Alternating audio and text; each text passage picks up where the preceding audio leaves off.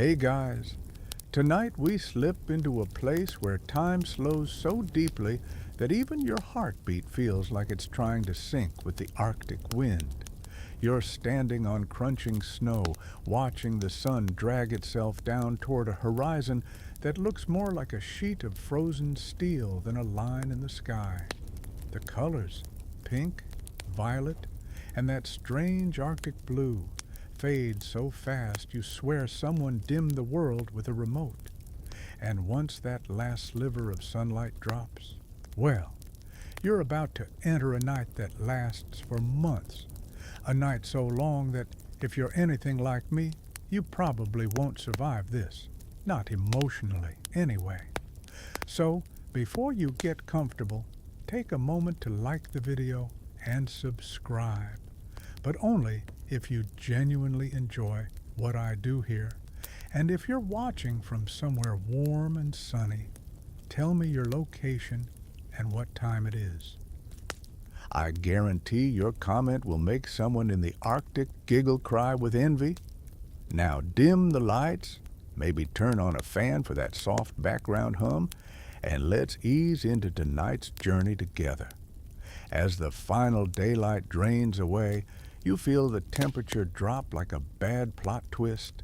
The shadows stretch, and finally take over until the only light left is a faint glow from the snow itself.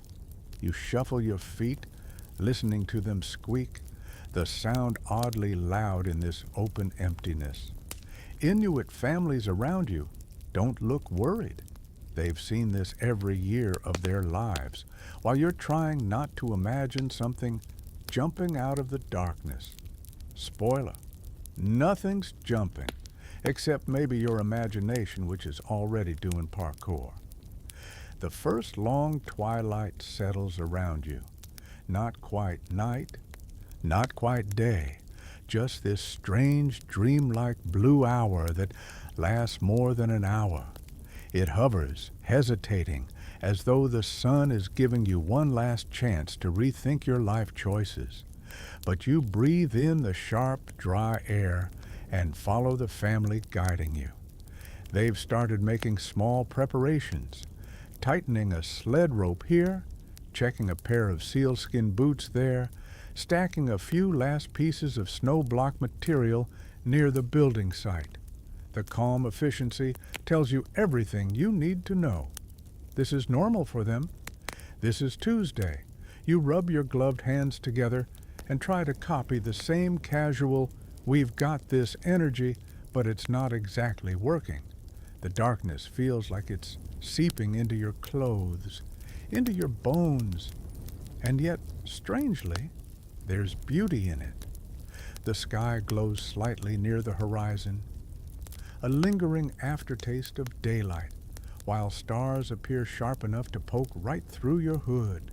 Even the moon seems bigger here, inflated by cold and distance, like nature got bored and switched to IMAX view. A mainstream historical fact drifts through your mind. Early Arctic explorers regularly underestimated just how relentless this darkness could be. Some wrote terrified diary entries describing how their sense of time crumbled, how days blurred, and how even their dogs grew restless. You tug your hood tighter, thinking that if people who sailed here voluntarily struggled, you, with your questionable sleep schedule and mild dependence on coffee, are already in trouble. As you walk, you also learn one of those wonderfully quirky tidbits. Some Inuit families jokingly referred to certain constellations as the neighbor's lanterns, because they were shared reference points across communities miles apart. You picture someone miles away, also squinting up into the dark, both of you silently agreeing that Orion looks a little judgy tonight. It's oddly comforting. But even now, with centuries of practical wisdom around you, there's something humbling about this transition into the long night. Historians still argue whether the biggest challenge for Inuit groups was the lack of light, the scarcity of food, or the psychological strain of being so deeply isolated? You're pretty sure the answer is all of the above. Plus, it's cold enough to freeze your eyelashes into little ice chandeliers, which, by the way, is happening to you right now. Very glamorous. The family continues forward, guiding you through the first steps of settling into winter mode.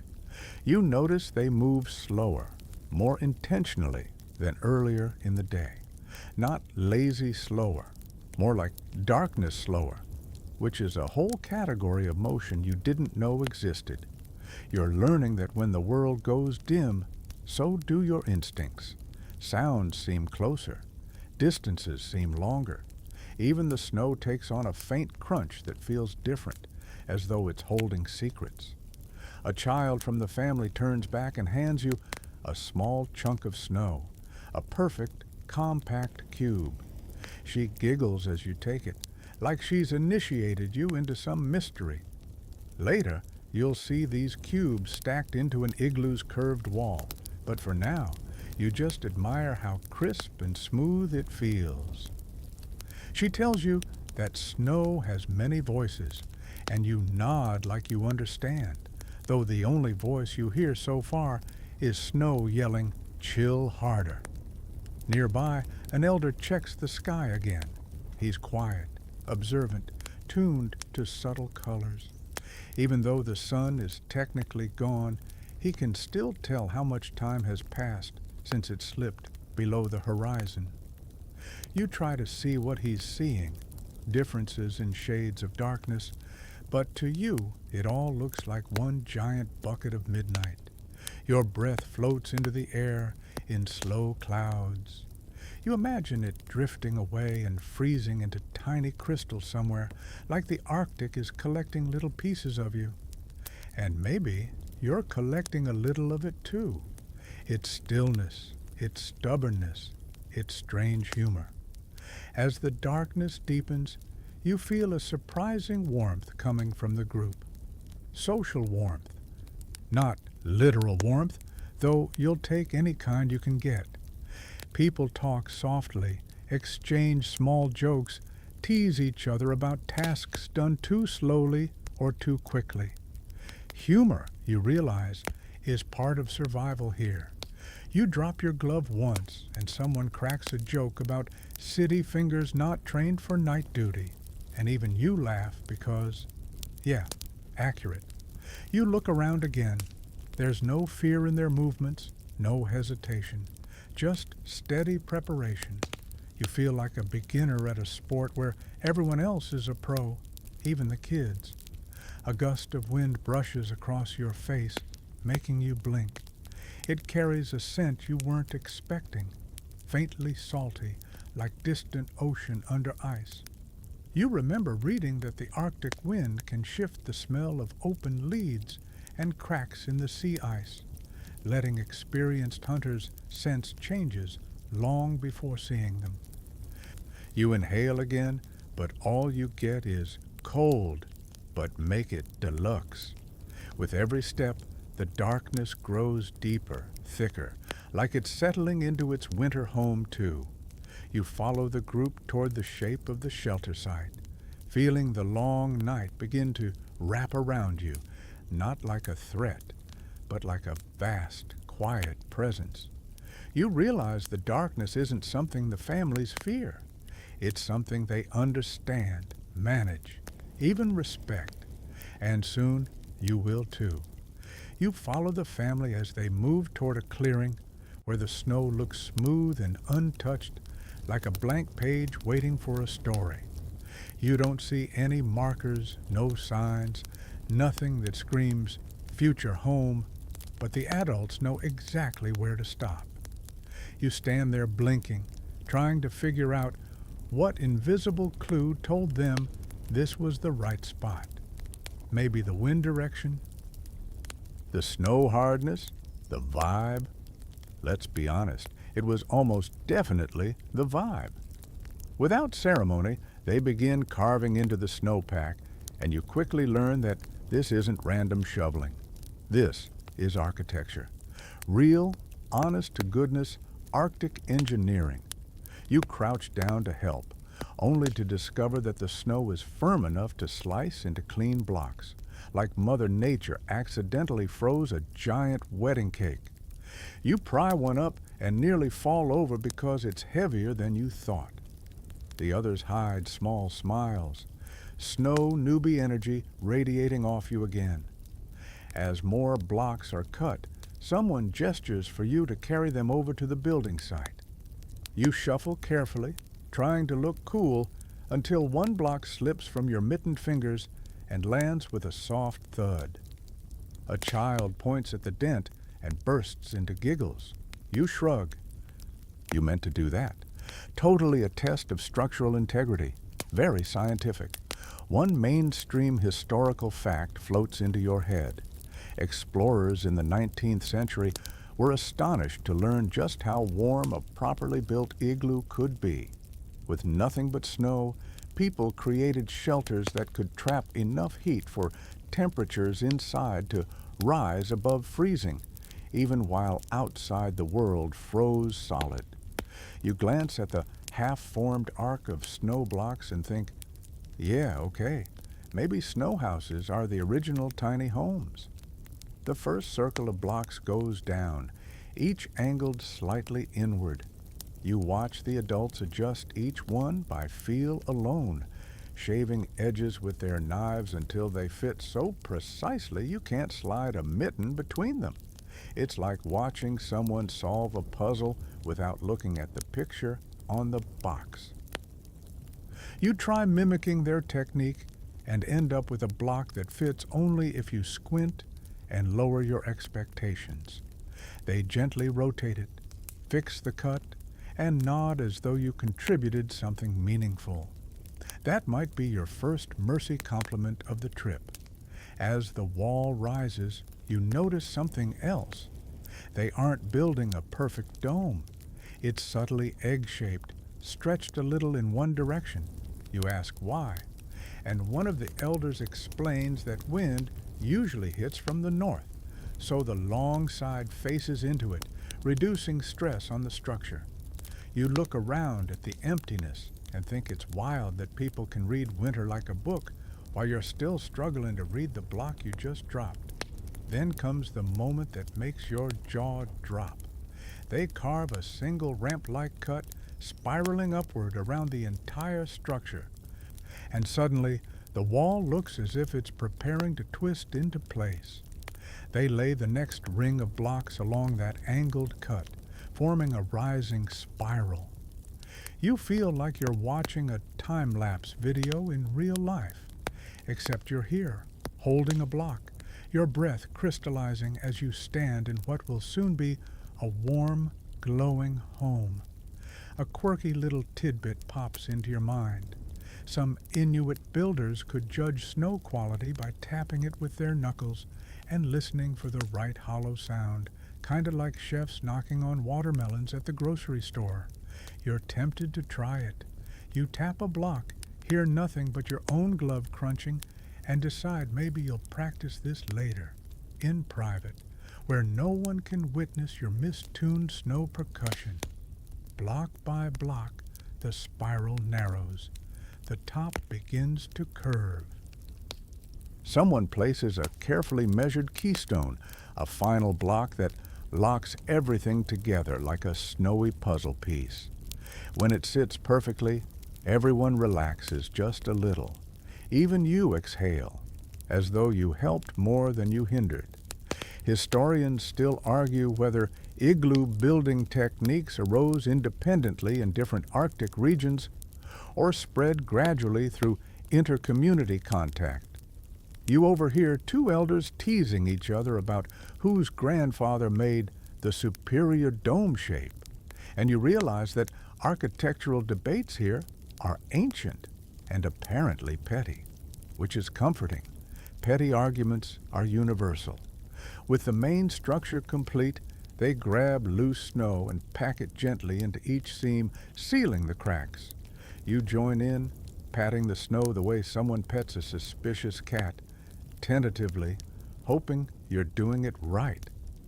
The wall grows even smoother, almost glossy in the dim light. Then comes the entrance. A low tunnel is carved, angled downward so heat won't escape. When you crawl through for the first time, you have to bend so low you feel like you're entering a submarine. The inside glows faintly, soft, diffuse light reflecting off the curved walls. It's instantly quieter too, the sound of wind disappearing as though someone closed a door on the entire Arctic. You sit on the packed snow floor, amazed at how cozy it already feels. And that's before they cover parts of the interior with hides, build sleeping platforms, and place the small seal oil lamp that will make everything glow like a warm lantern. Someone hands you a mug carved from bone with a sip of something warm inside, broth that tastes rich and unexpected. You don't know if it's seal, fish, reindeer, or a mix, but right now it tastes like, please don't let me freeze. As you sip, a joke bounces around about how newcomers always crawl into the igloo too fast and hit their heads on the arch. You laugh, grateful you ducked low enough. One of the hunters grins at you, adding that bonking the roof is a sign of enthusiasm, which sounds like the most generous interpretation possible. The children test the acoustics by whispering secrets and waiting for the echo. You test it too, saying something like, hello, only to hear your own voice come back softer, as if the igloo is whispering back. It's oddly soothing. Sitting there, wrapped in stillness, you realize you're not just watching construction. You're learning how people carve safety out of danger, warmth out of cold, home out of emptiness. And you're learning it in real time. Kneeling inside a glowing snow dome while the first long night deepens outside.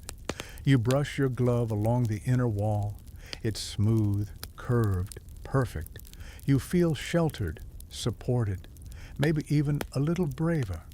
After all, if a pile of snow blocks can become a home strong enough to survive polar winds, maybe you can survive this long night too. You shuffle deeper into the igloo as the family prepares the small, glowing heart of the home. The quillik, a seal oil lamp shaped from carved soapstone. At first glance it looks simple, just a shallow crescent bowl filled with thick oil and lined with a row of dried moss wicks. But when someone lights it, the whole room shifts. The air warms by a few precious degrees. Shadows soften. The walls glow like they've been painted with liquid moonlight. And you feel something inside you relax, not just your shoulders, but your thoughts too, like the lamp is dimming the noise inside your mind. The elder tending the lamp sits close, trimming the moss with the same calm precision one might use while plucking tiny strings on an instrument. You notice that everyone treats this lamp with reverence, not dramatic reverence, just the quiet respect you give to something that, quite literally, keeps you alive. No pressure or anything. A mainstream historical fact drifts up as you watch. For centuries, the quillik served as the sole source of heat, light, and cooking for Inuit families. This single lamp had to burn cleanly through the darkest months, and controlling its flame was often considered the responsibility of women, keepers of warmth, guardians of the household's steady glow. When you see how delicately the flame must be managed, you understand immediately why this wasn't a task for anyone with shaky hands or chaotic energy. You, for example, would burn the house down before dinner. The room fills with the faint scent of seal oil, rich, earthy, not unpleasant, but definitely a smell that announces itself like a friend who never knocks. The children don't react. They grew up with this fragrance. You, on the other hand, are gently pretending everything is fine while your nose negotiates terms. Then comes a quirky tidbit. One of the adults mentions that in some families, a sputtering lamp was believed to signal a visitor approaching somewhere out in the night. Not necessarily a bad visitor, just someone drawing near. The idea that a lamp could gossip about guests makes you smile. You glance at the flame, half expecting it to whisper, "You have company." It doesn't, which is both reassuring and disappointing. The warmth from the kulik slowly spreads, not tropical vacation levels of warm, more like your toes might forgive you soon. But still, it's enough to melt the edge off the cold.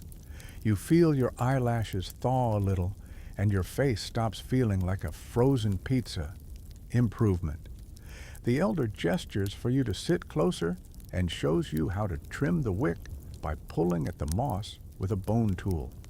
It's surprisingly delicate work. Too much trimming and the flame shrinks. Too little and it smokes, turning the igloo into a low-budget sauna. You try a small adjustment and instantly make the flame waver, wobble, and flare like it's panicking. You yank your hand back as if the lamp might yell at you. One of the kids snorts in laughter, and you mutter a very dignified, "It's fine, totally fine." Historians still argue whether early variations of the kulik evolved from older coastal cooking fires or if the design developed independently in multiple regions. You overhear two siblings debate which ancestor perfected the mosswick technique. They playfully accuse each other's great-great-grandparent of stealing ideas, and the whole conversation sounds like the Arctic version of arguing over who invented the best pancake recipe. While the lamp burns steadily again, dinner preparations begin around it. A pot is placed above the flame, and you hear a soft simmer as broth starts to warm. Everything happens close to the light.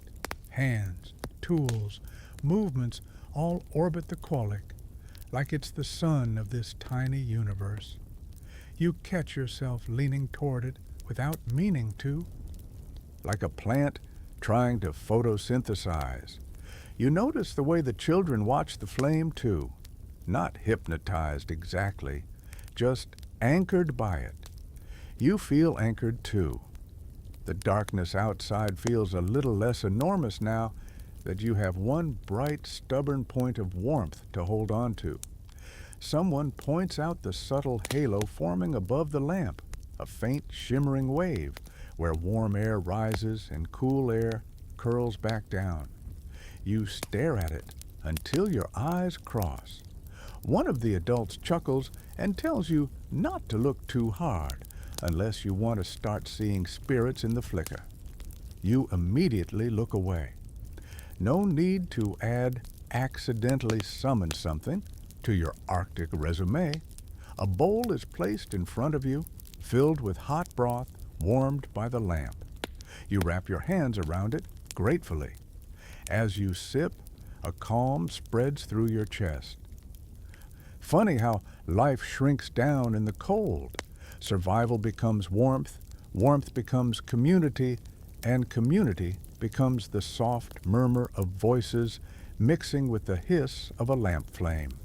While you eat, someone tells a quiet joke about a hunter who once fell asleep too close to his quolic and woke up with singed eyebrows.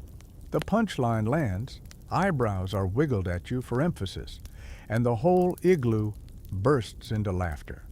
You laugh too, partly because it's funny, partly because you're relieved you haven't lost any eyebrows yet. It's early though. Give it time. Your attention drifts to how the light paints the snow walls. They glow like frosted glass, catching every tiny flicker. You trace a fingertip along the curve, feeling the faint warmth trapped in the surface. It's like the wall itself remembers the flame. The warmth, the low chatter, the gentle smell of food, all of it begins to soften your awareness of the cold outside. You feel something like safety. the kind that comes from sitting near a fire with people who know exactly how to live through the impossible. You watch as the elder makes another perfect adjustment to the wick. The flame steadies instantly. You wonder how many thousands of times hands in this family have made that same gesture, preserving warmth through centuries of long winters. You imagine night pressing against the igloo walls, stretching endlessly across ice and snow. But inside, the glow holds steady. It feels like defiance, like a whisper saying, "We outlast the dark." And sitting there, your hands warm around the bowl, you start to believe it. You wake the next morning, if you can call it that, to the soft rasp of someone sharpening a bone blade.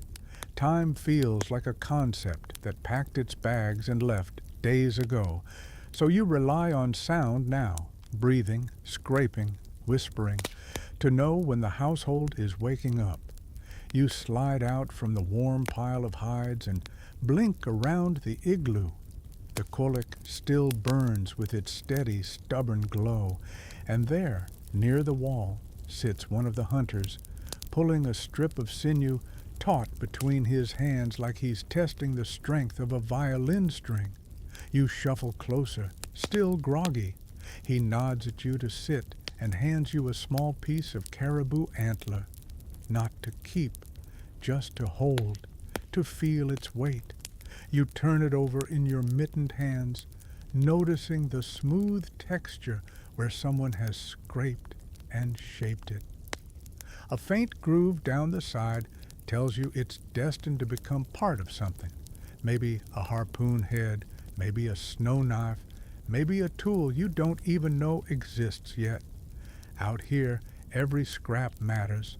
Every piece of bone, antler, driftwood, or stone has a second, third, 10th life waiting for it. The hunter begins carving another piece with gentle, controlled motions. You try to imitate him, but your tool skitters across the surface like it has commitment issues. He chuckles, not unkindly, and adjusts your grip.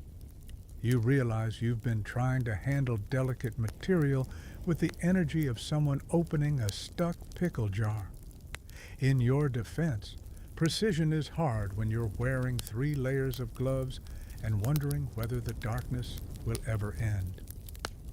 A mainstream historical fact nudges its way into your thoughts. Inuit tools were refined over thousands of years, shaped by trial, necessity, and sheer ingenuity. Some of the most iconic pieces, like the ulu knife, were designed so efficiently that modern versions still follow the same pattern.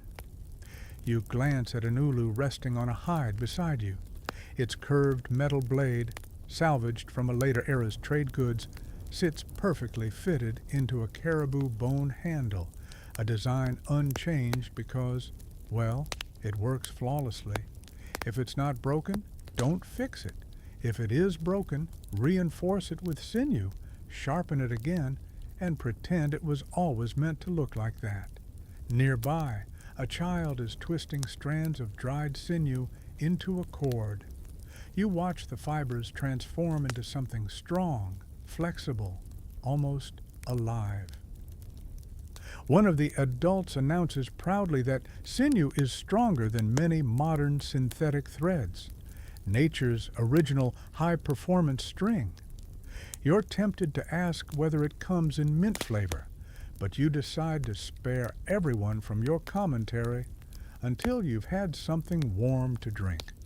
Your attention drifts to a quirky tidbit one of the elders once mentioned. Some families used to give nicknames to their favorite tools, especially harpoons that had brought in many good hunts. Names like Sure Stick, Seal Finder, or Old Bent One. You imagine someone affectionately greeting a slightly warped harpoon like an old friend. Honestly, it makes sense. If an object has helped you survive multiple winters, it's basically an honorary family member.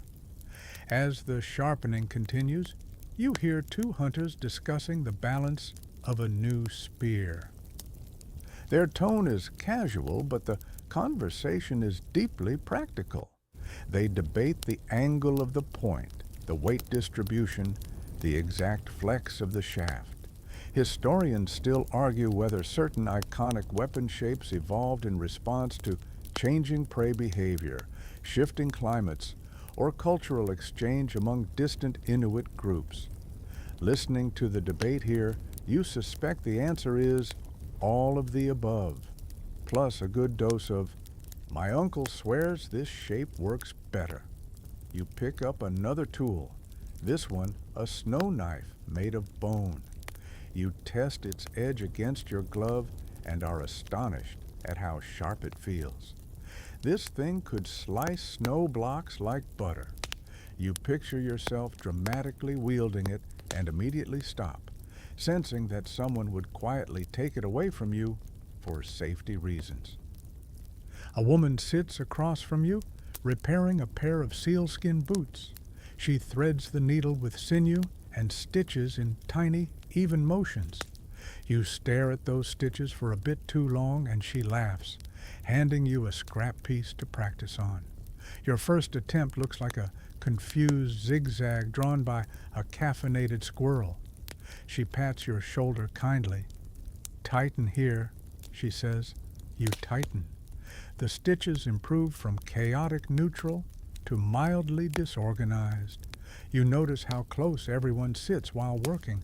Tools, materials, and hands weave together in a rhythm older than memory.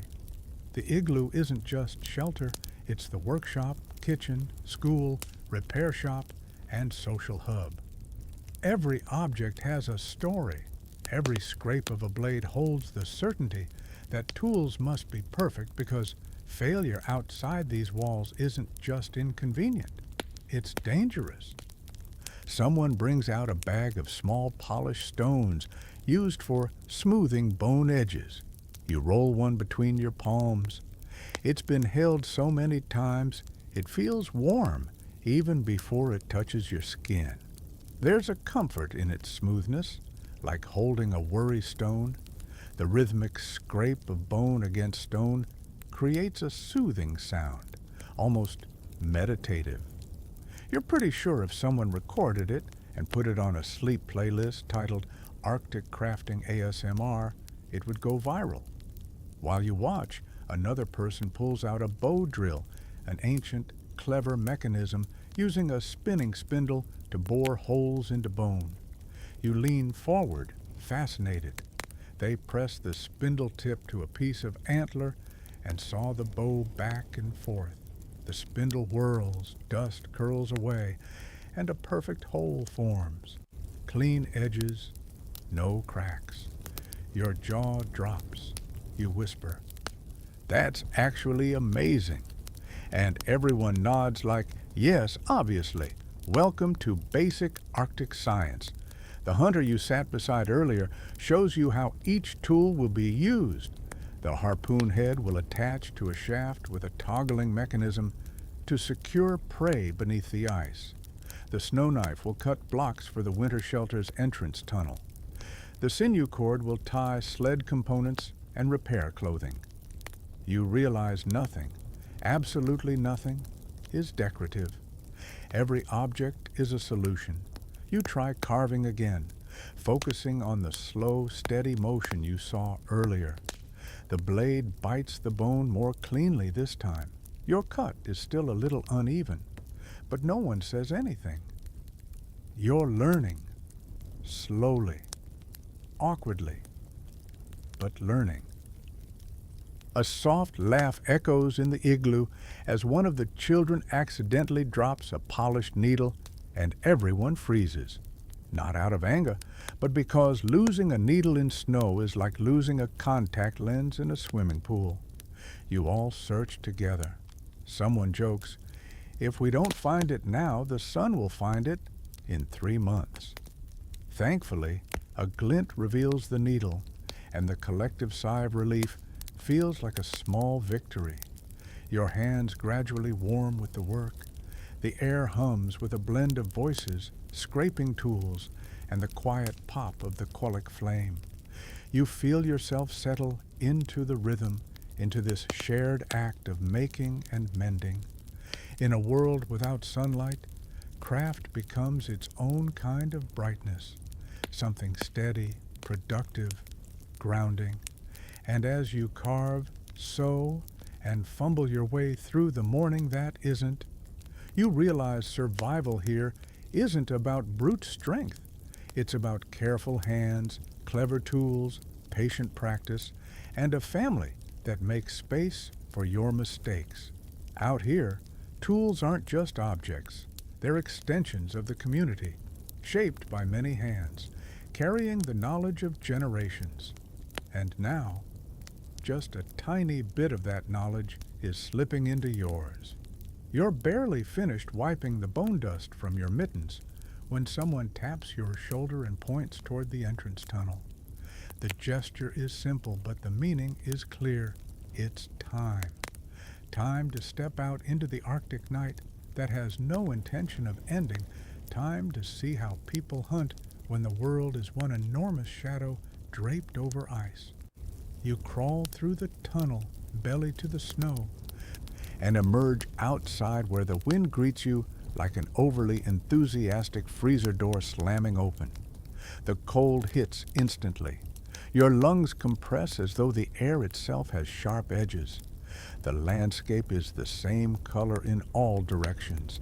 Pitch black sky above, soft gray snow below, and a horizon that exists only because someone told you it's there. The hunters stand waiting, each one layered in fur and seal skin, silhouettes framed by the faint glow leaking from the igloo's entrance. You look down at your own gear and hope it's enough. Honestly, you feel like a marshmallow with trust issues. One of the hunters hands you a spear, not a sharp hunting spear. Don't worry, they're not crazy, but a practice one, lighter and blunt. A training wheel spear. You accept it with both hands, resisting the urge to salute dramatically. They lead you out across the ice, the snow crunching under your boots with every step. But soon you notice something unsettling. They don't walk in straight lines. They move diagonally, then pause, then shift angles, almost like they're following a pattern you can't see. Eventually you realize they're navigating by wind direction, drift shapes, and maybe telepathy. You trail behind, trying not to look like someone desperately pretending they know where they're going. A mainstream historical fact flickers through your thoughts. Inuit hunters mastered the art of reading the ice long before compasses or maps reached the Arctic. They could sense pressure ridges, cracks, and thin ice just by listening to the snow under their feet or feeling the vibrations through their sleds. You listen now, trying to hear what they hear. But to you, the ice just says crunch over and over again like an indecisive bowl of cereal. After a while, the group stops. One hunter raises a hand, and everyone crouches low. At first, you think something huge is about to happen, like a polar bear cameo. But no, they're listening, really listening, to the wind, to faint pops in the distance, to the barely there breathing of the ocean beneath the frozen crust. You try it too, lowering yourself to the snow. The cold radiates through your knees immediately, but then you hear it, a soft whoomp, almost like a heartbeat. Another one. Then a crackling sigh from somewhere far out across the sea ice. A hunter whispers that these sounds mean a seal's breathing hole might be nearby. You blink. That was not obvious to you. You were prepared to guess mermaid playing bubble wrap. They lead you toward where the sound seems strongest. The world is so dark, you rely almost entirely on their movement. You stay close enough to feel their presence, but not so close you trip over them like a clumsy penguin. When one of them raises a hand again, you stop instantly. They kneel beside a barely visible mound, just a gentle rise in the snow. You would have walked right past it. You're still not convinced it's anything. But as they brush the surface lightly, a circular outline appears beneath the snow, a seal's air hole. It's been shaped by repeated breaths from below and covered with snow to keep the water from freezing over completely. You feel a shiver, not from the cold this time, but from awe. These people find life where the rest of the world sees emptiness. One of the hunters begins clearing snow from the perimeter of the hole, careful not to disturb the seal below. Another readies a harpoon tipped with a toggle head. The spear is longer than you expected, weighted perfectly, balanced for a single moment of precision. You clutch your practice spear and try to look useful. A quirky tidbit occurs to you. Some Inuit hunters used to place a feather near the breathing hole so they could watch for the faint puff of air that rises when a seal exhales below. You wish you had a feather now, but also you'd definitely drop it. Probably into the hole, probably onto the seal. Best not risk it. Everyone settles into silence. You can hear your own heartbeat, loud and irregular, like it's not sure what rhythm to commit to. Your breath forms fog that drifts sideways in the wind. You're told not to exhale directly over the hole. Your warm breath might alert the seal. You nod gravely, as if you weren't absolutely about to do that. Minutes pass, maybe 5, maybe 20. Time has lost all meaning and is now just staring at the snow, waiting for it to blink. The hunters remain perfectly still. You try to copy them, but your left foot keeps falling asleep. You shift once. A hunter taps your shoulder lightly. Too much noise. You freeze, guilt flooding you like you just knocked over a priceless vase. Then it happens, the faintest rise of air, so tiny you'd miss it if you blinked. But the hunters don't miss it. The lead hunter drives the harpoon down with a swift, practiced motion. You hear a splash, then the heavy thud of the shaft hitting the ice as the toggle locks beneath the seal's skin. There's no cheering, no triumphant yelling, just quiet acknowledgement, gratitude, and calm preparation. The hunters secure the line, pull steadily, and bring the seal up onto the ice. You watch the process respectfully, keeping your distance. The moment feels solemn, meaningful, life taken to sustain life. Food for the family, oil for the lamp, hide for clothing, nothing wasted, everything honored. Historians still argue whether hunting techniques varied more by region, climate, or cultural tradition. Listening to the hunters talk softly, you hear hints of all three factors: stories passed down, landscape knowledge refined over centuries, and clever adaptations based on what the ice offers each year. As they begin preparing the seal for transport, one of the hunters grins at you and asks how your first night hunt feels. You want to say terrifying and incredible, but your mouth produces something closer to cold but wow. He laughs, nods, and hands you the rope attached to the sled. It's not heavy right now, but you know it will be soon. As everyone turns back toward the igloo, you notice how easily they navigate the darkness. Their steps are purposeful, confident. Yours, less so. You slip twice on nothing, literally nothing. The ice just decides to betray you at random. The group pretends they didn't notice. You appreciate their mercy. The wind picks up as you walk, carrying the scent of ocean again. The sky, still pitch black, glitters with stars. You look up and feel something shift inside you. Perspective, maybe, or just the realization that you're ridiculously small in a ridiculously big world. But you're also not alone. You're walking among people who have mastered this environment, who read darkness like a well-loved book, who listened to the ice like a language. And as the hunt ends and your small caravan moves across the frozen sea, you realize the night doesn't feel quite as frightening anymore. You're still thawing from the hunt when the family leads you towards something you didn't quite expect in a world made of snow and wind, a cache.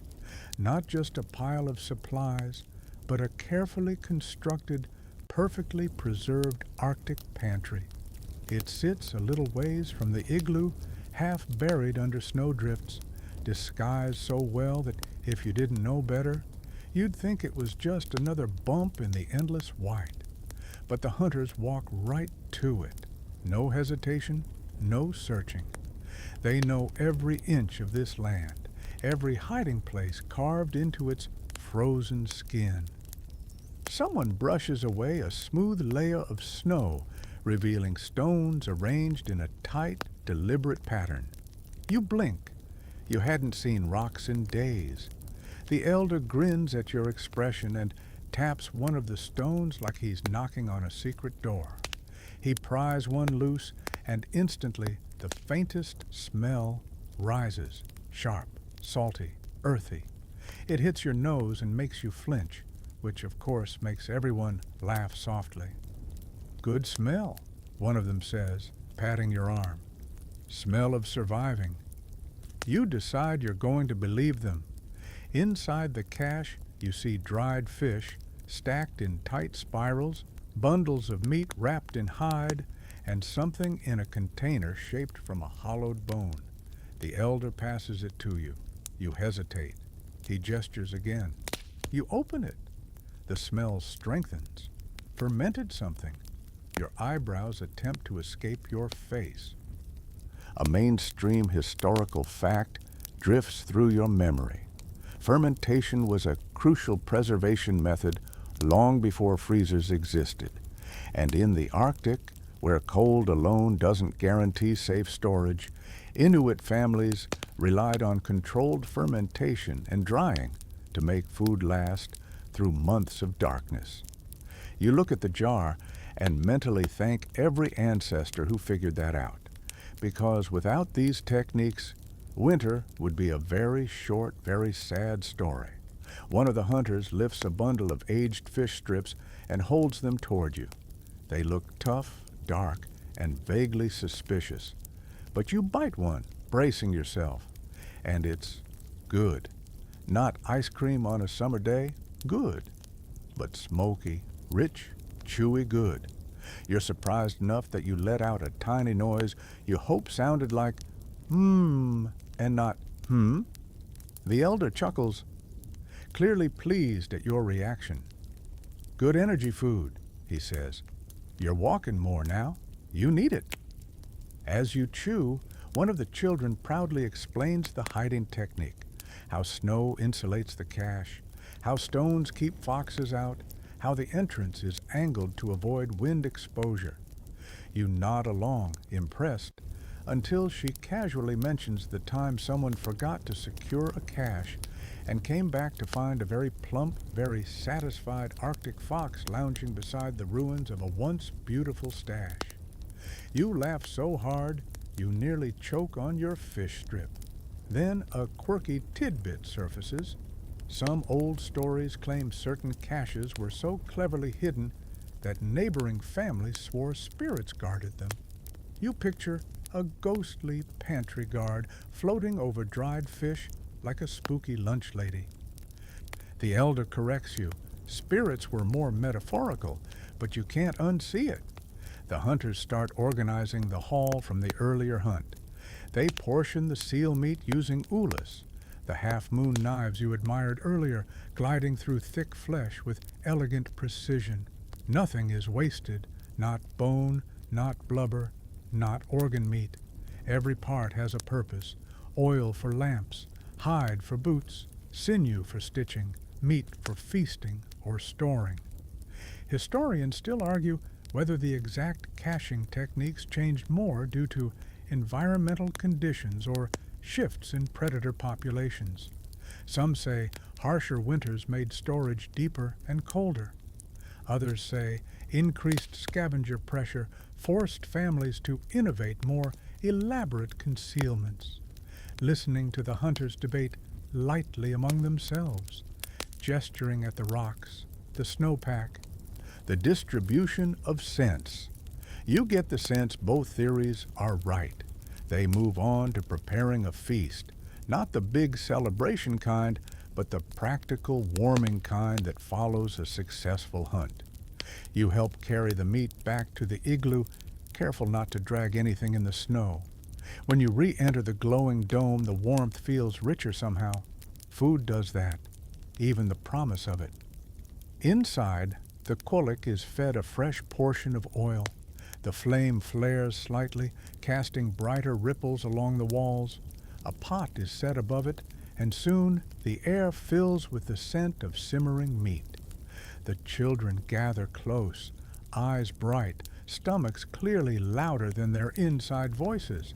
Someone hands you a strip of dried fish to soften in the heat.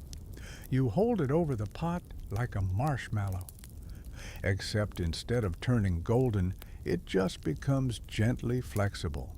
Still, it's satisfying to pretend. A woman mixes small pieces of blubber into the pot, explaining how its oil content fuels warmth and energy. She teases you gently, saying your face today in the wind told her you needed extra fuel. You don't disagree. As the food cooks, the family talks, jokes, shares small moments of the day. Someone recalls a hunt years ago when a seal surfaced unexpectedly under a hunter's foot, startling him so badly he shrieked and leapt straight up, losing both dignity and gloves. The retelling gets more dramatic with each version. At one point, the seal performs an interpretive dance, and everyone bursts into laughter. The feast itself is simple but comforting. You're given slices of fresh seal meat, dipped lightly in warm oil, and pieces of fermented fish that pair surprisingly well with the broth simmered over the lamp.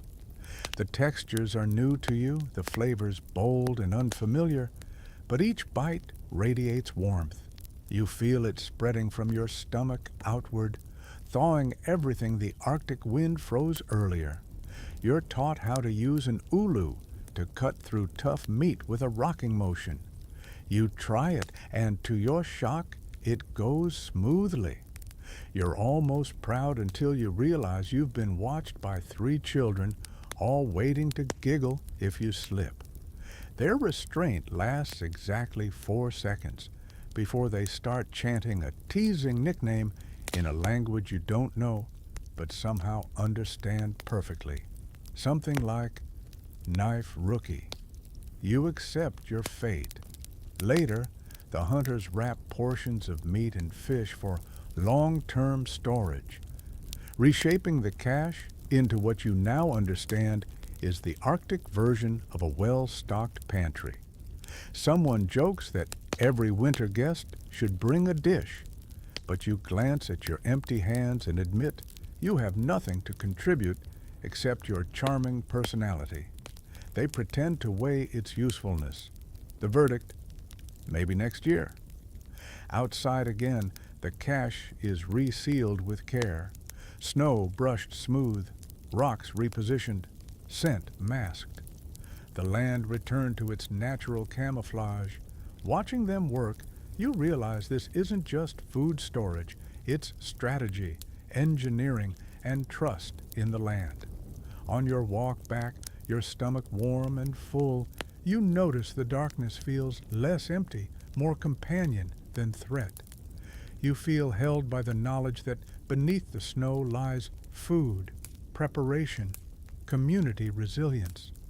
The long night can be survived, you think, as long as you know where the caches are, both the ones in the snow and the ones in the heart.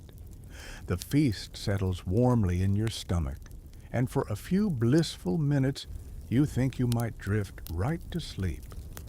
But then someone nudges your shoulder and gestures for you to follow the group toward the far side of the igloo, where a semicircle of hides has been laid out around the kolik. You crawl over, still drowsy, and settle into a soft seat. The air here feels different, quieter, expectant. A few of the children curl up like small foxes, and the elders gather with that subtle shift in posture that says, "It's story time." You straighten a little without meaning to. You know instinctively you're about to hear something old, something important, something woven as much from the Arctic night as from memory. The elder who tends the lamp clears his throat. His voice begins softly, no louder than the hiss of the flame. You lean in, feeling the sound vibrate through the curved snow walls. And just like that, the darkness outside becomes part of the story. He begins with a tale about a great raven who flew into the sky to convince the sun to return early one winter. The sun, in this version, is stubborn and a little mischievous, very relatable, and refuses until the raven steals a spark from its fire. The raven burns his feathers black in the process, gifting people light while sacrificing his own color. As he describes the flame catching in the raven's beak, you swear the qualic flickers in perfect sync. A mainstream historical fact drifts through your mind. Inuit stories were the primary way communities passed down knowledge long before written language entered the Arctic. Myths, memories, survival lessons, they all traveled through the spoken word, carried from generation to generation with astonishing accuracy. Storytelling wasn't entertainment, it was the blueprint for survival. And listening to the elder now, you understand why. His voice doesn't just narrate, it wraps around you, guides you, anchors you. The rhythm of his words feels like footsteps across snow, steady and sure. Every pause seems intentional. Every detail feels like a thread tying you to countless winters before this one. A child beside you whispers an ending to the story before the elder finishes, clearly having heard it 1,000 times. You smile. The elder smiles too, but keeps going. If anything, that interruption just proves the tale is alive here, lived in, shared, cherished. When the story ends, another elder begins a new one. This one about a giant who wandered the frozen coast looking for people to challenge in strength contests. You follow along, amused, especially when the giant is tricked by an elderly woman who pretends to wrestle him, but actually ties his bootlaces together while he's distracted. The family bursts into laughter. You laugh too, because giants losing to grandmas is a storyline you didn't know you needed. Then comes a quirky tidbit whispered by one of the hunters. Some stories were told only during certain times of the year. In a few communities, whistling at night in the wrong season was believed to attract wandering spirits. You glance at the entrance tunnel and mentally tell yourself, do not whistle. You've caused enough shenanigans today by simply existing. As the stories continue, you notice how the walls of the igloo catch the sound, reflecting it back gently. The space transforms into an echo chamber of warmth and imagination. You lean your head back against the snow, feeling the cold through your hood, grounding you while your mind drifts with the tales.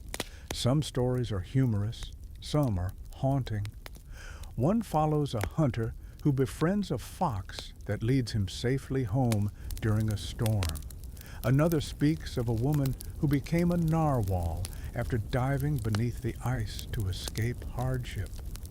These tales aren't random. They're maps of emotion, survival, relationships, warnings wrapped in metaphor. You sense the weight of each one, the history tucked inside them.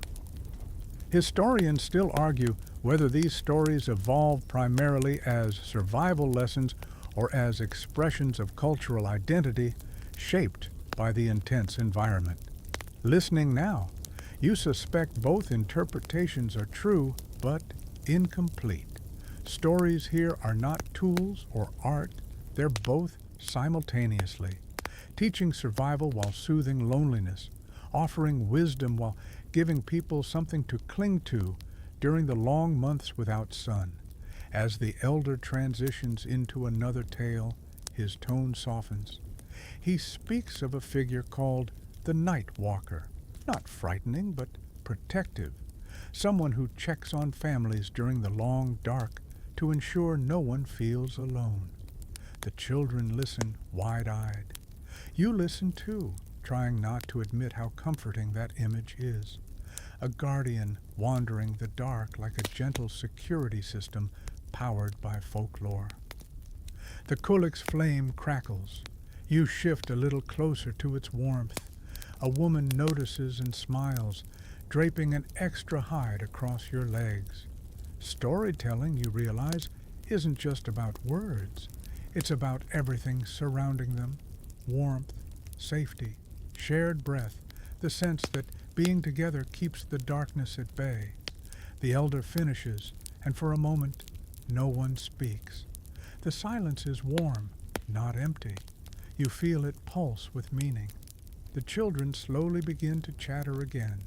The adults exchange small comments, favorite parts of the stories, jokes about the giant losing to the grandma, questions about older versions of a tale.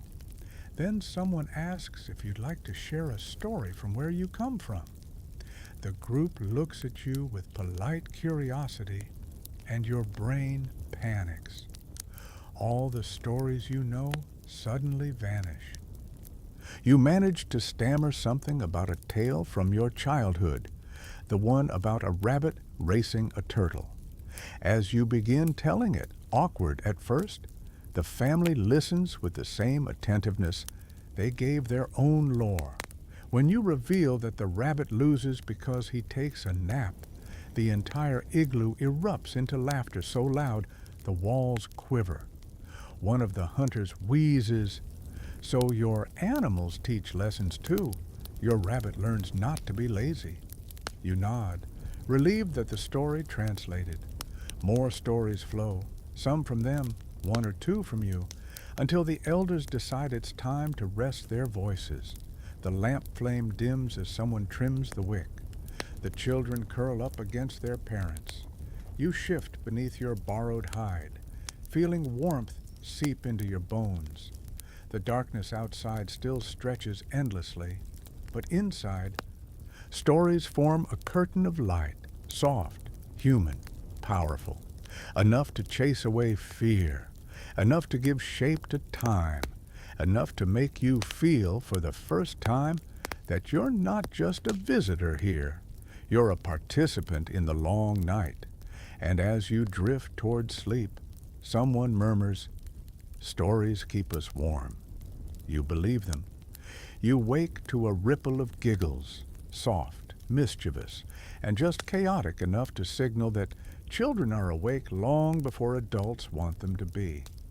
You stretch under your hide blanket, blinking through the dim glow of the quollic. The lamp flickers patiently, as if amused that you still think you can predict a morning that technically doesn't exist. The kids, however, have no such confusion. They move with the kind of energy only young humans can muster in a place where the sun forgot to show up. An elder taps the floor beside him and motions for you to come closer. You scoot over, still groggy, and realize he's clearing a small space on the snow platform. He draws a line with his finger, then another, and before you can ask, one of the kids plops down and begins explaining in a rapid-fire blend of words and gestures that you're about to learn a game, a traditional one they take very seriously. You try to look ready, even though your brain is still buffering. The first game is deceptively simple, flicking tiny carved bones across a marked area. The goal? Hit the far line without crossing it. Skill, not power. Accuracy, not chaos. So basically, Arctic mini golf, you whisper to yourself. The child beside you raises an eyebrow, like, yeah, good luck. A mainstream historical fact surfaces. Inuit winter games weren't just for fun, they were essential training disguised as play. Strength, precision, balance, endurance, all woven into games that taught kids how to handle tools, hunt effectively, and conserve energy. Suddenly, the bone-flicking game feels less cute and more, your finger control will determine whether you spear dinner someday. You flick your first bone piece and watch it shoot off with the trajectory of a deflating balloon. It skids, wobbles, then falls dramatically short of the line. The children burst into delighted laughter, falling over each other. One pats your shoulder in a gesture that's half pity, half encouragement. You take it. You deserve it. The next game is finger pulling, a test of grip strength. You and one of the hunters hook fingers together and pull, trying to unseat each other's balance. You last about 2 seconds, maybe 3 if you count the moment where your soul briefly left your body. The hunter grins, clearly impressed you even attempted it. You flex your hand dramatically as if to say, I'm fine, this is fine, I'm totally not dying. He laughs. You move on to high kick games, traditional tests of agility where participants jump and kick a suspended target. Here, even the children perform better than you. One kid jumps, kicks the mark, and lands with perfect balance. You attempt a jump and land with the grace of a weary snow potato. Still, the family cheers loudly. You bow deeply, milking the applause. It's the only point you're winning today. A quirky tidbit emerges when one of the elders tells you about a long-ago game involving bladders from hunted animals. Inflated bladders were batted around indoors for amusement, creating bouncing, unpredictable chaos. You picture kids diving for airborne seal balloons while adults pretend not to mind. You kind of wish someone had a bladder ball handy right now. As laughter bounces around the igloo, you notice the adults are watching the children closely, not hovering, just observing with quiet pride. Games here aren't just recreation. They're a pressure valve, a way to keep minds from collapsing inward during the endless night. You sense that without these bursts of play, the silence outside might feel too heavy, too absolute. 2 hunters challenge each other to a wrestling contest. It's not rough, more like controlled grappling, testing balance and awareness. You watch their breath plume in the cold air, their bodies moving like shadows. It reminds you how important play is for adults, too. Even seasoned hunters need breaks, laughter, moments of silliness to keep the darkness from creeping too far into the mind. Historians still argue whether these games developed primarily from necessity or whether they were shaped just as much by cultural preferences and social bonds. Hearing the elders talk, you get the impression that necessity was only half the story. Playfulness is woven into the culture just as deeply as practicality. Surviving the long dark isn't only about strength, it's about joy, mischief, and shared moments that lighten the psychological load. One of the women brings out a drum made from stretched hide. She taps it softly, and instantly the whole room changes. The air hums, the children quiet. You lean forward instinctively. She begins a rhythm, slow and pulsing, and another elder starts a chanting song. It isn't a performance, it's participation. The sound circles the igloo like invisible warmth.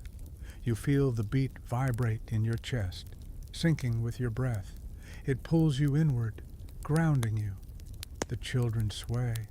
The adults close their eyes. Even you, awkward and unsure, feel something loosen in your spine. It's the kind of sound that fills up the empty corners of the long night.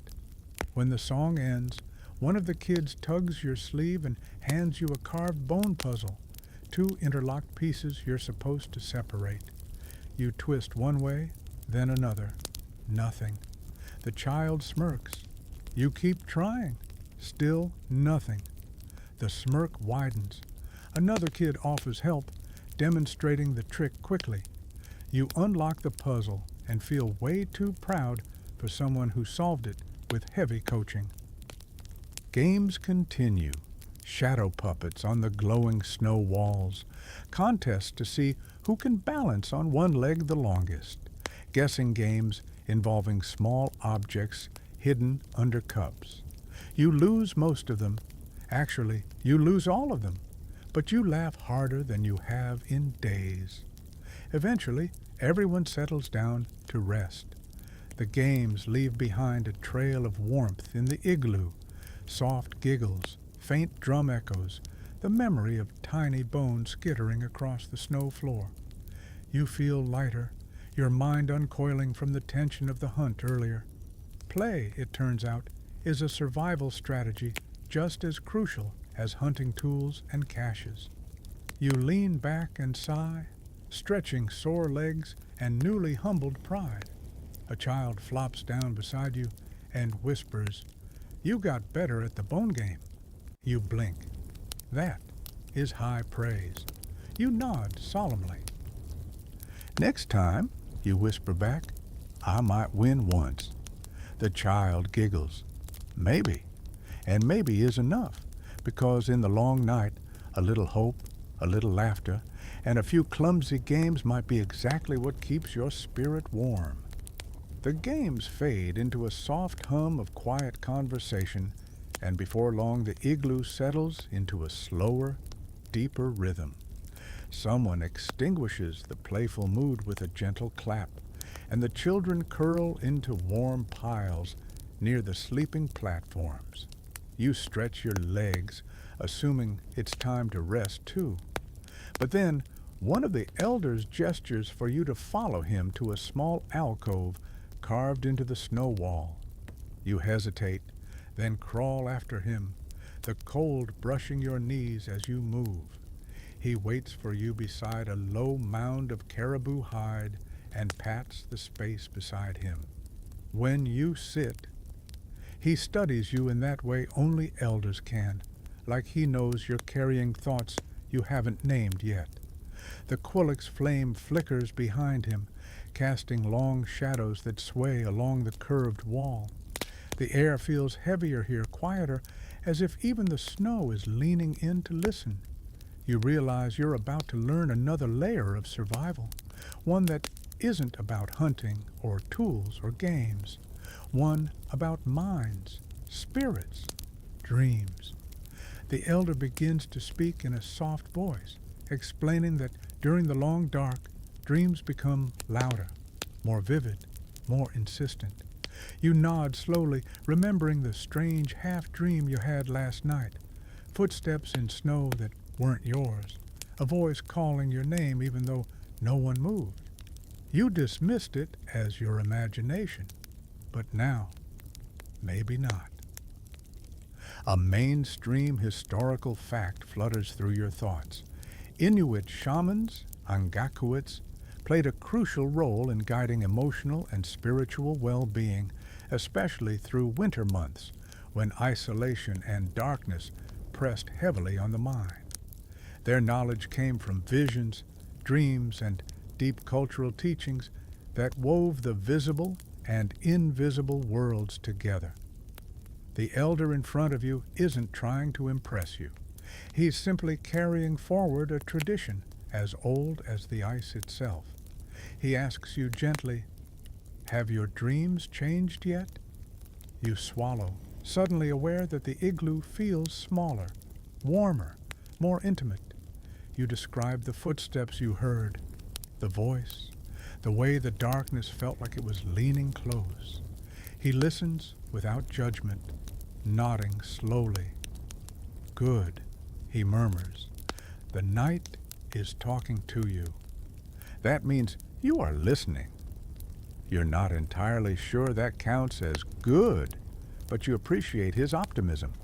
He tells you a story, not quite myth, not quite memory, about how hunters used to rest before big journeys, trust in dreams to reveal dangers ahead. Sometimes the dreams offered warnings, thin ice, storms, wandering bears. Other times, dreams offered reassurance, safe paths, good hunting, long life. You feel your shoulders loosen a bit. It's comforting, in its own strange way, to think your subconscious might be doing reconnaissance work while you sleep. Then the elder describes the practice of dream interpretation circles where families shared troubling dreams to lighten the burden. Not because dreams were literal prophecies, but because voicing fears made them smaller, more manageable. Historians still argue whether these rituals were primarily psychological tools or spiritual ceremonies. Listening to the elder now, you realize they were fully both, functioning like early community therapy sessions with metaphors instead of whiteboards. As he speaks, a woman joins the small circle, carrying a pouch filled with herbs and dried plant fibers.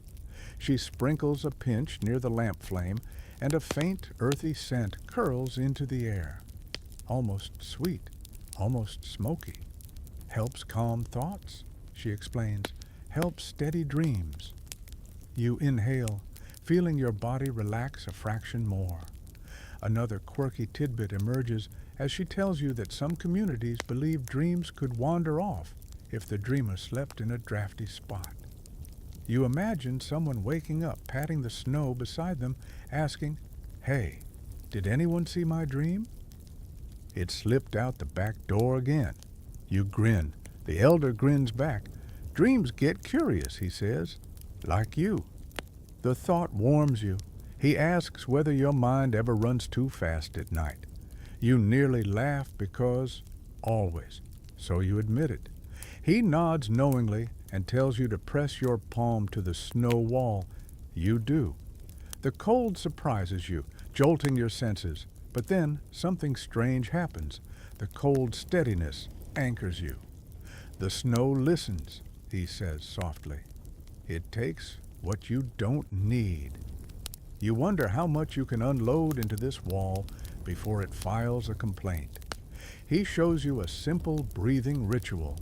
Slow inhale through your nose, long exhale through your mouth, imagining your breath traveling into the earth beneath you.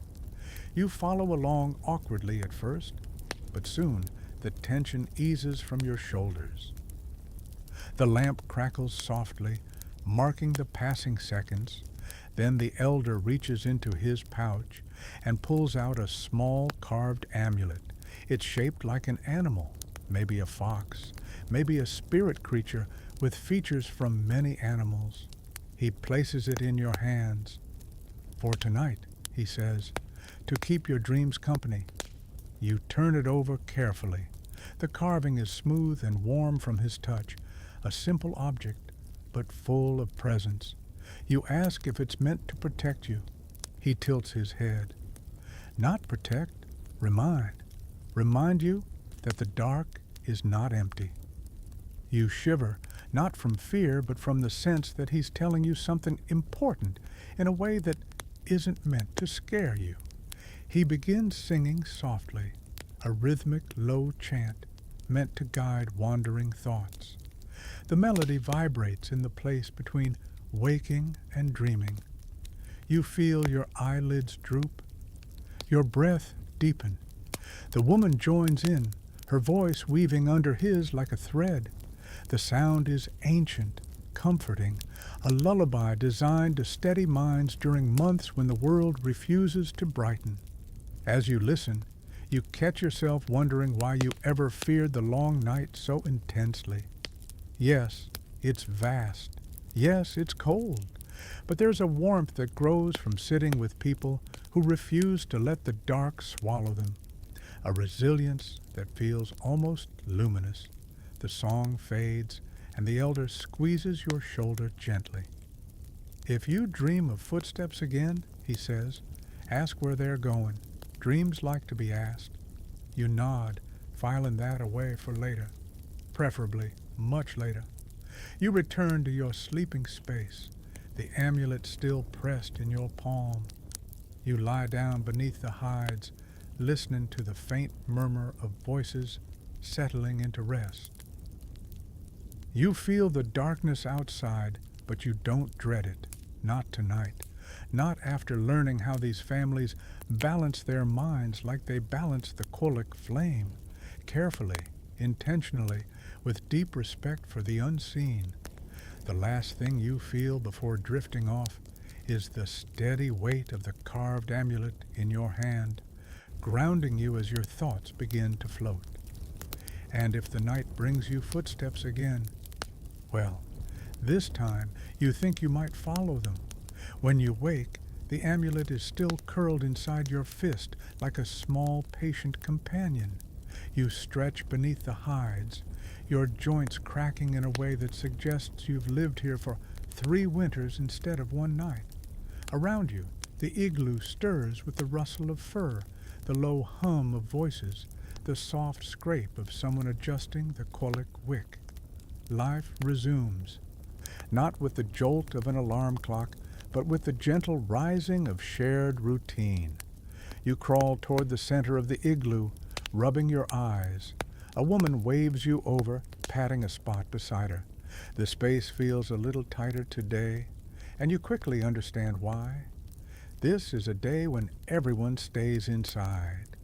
A small blizzard rattles outside, the wind slipping through the entrance like a nosy neighbor determined to gossip. Today will be about making the most of close quarters, about navigating the emotional weather as much as the real weather. You sit down and try to make yourself compact, not wanting to take up space. But the woman nudges your elbow lightly. You are part of the room now.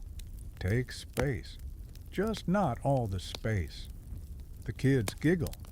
Fair enough. A mainstream historical fact comes to mind. Inuit winter homes, especially snow houses and later sod houses, often sheltered entire families, sometimes multiple generations, through the coldest months. Privacy was nearly non-existent. Emotional harmony wasn't optional, but necessary. You glance around the igloo, noting how everyone moves with fluid awareness, avoiding elbows and stepping over legs as if choreographed. A child climbs into his mother's lap. Another ties a knot in a piece of sinew while humming, and 2 hunters quietly discuss gear repairs. It's cozy, but tight. Tight enough that a modern family might start developing opinions within 5 minutes. One of the hunters grins at you as if reading your mind. If you feel annoyed, breathe first, then breathe again, then maybe speak. The emphasis on maybe makes you laugh. It's a gentle reminder that irritation is normal, expected, even, and that surviving the long dark means learning to stretch your patience like sinew. Someone taps your shoulder and hands you a cup of hot broth. You take it gratefully, savoring the warmth. But as you sip, the atmosphere shifts slightly. A couple whispers something sharp, and though you don't understand the words, you definitely understand the tone. The whole igloo notices, but no one reacts dramatically. Instead, an elder casually drops a joke about how arguing inside a snow house is pointless since the walls always win. The tension pops instantly. You file that away for future use, humor as defroster. A quirky tidbit comes to you. In some communities, families developed soft argument rituals, tiny code phrases signaling a disagreement was brewing so it could be navigated gently. One phrase supposedly translated to, "Your voice is loud enough for the spirits to hear," which was basically the Arctic version of saying, "Lower your volume, please." You're tempted to try it next time someone raises their voice in your real life. The elder beside you begins talking about how relationships shift during the long dark. We learn each other's rhythms, he says. The way someone sighs when thinking, the way someone looks when they need quiet, the way a child moves when they are about to cry.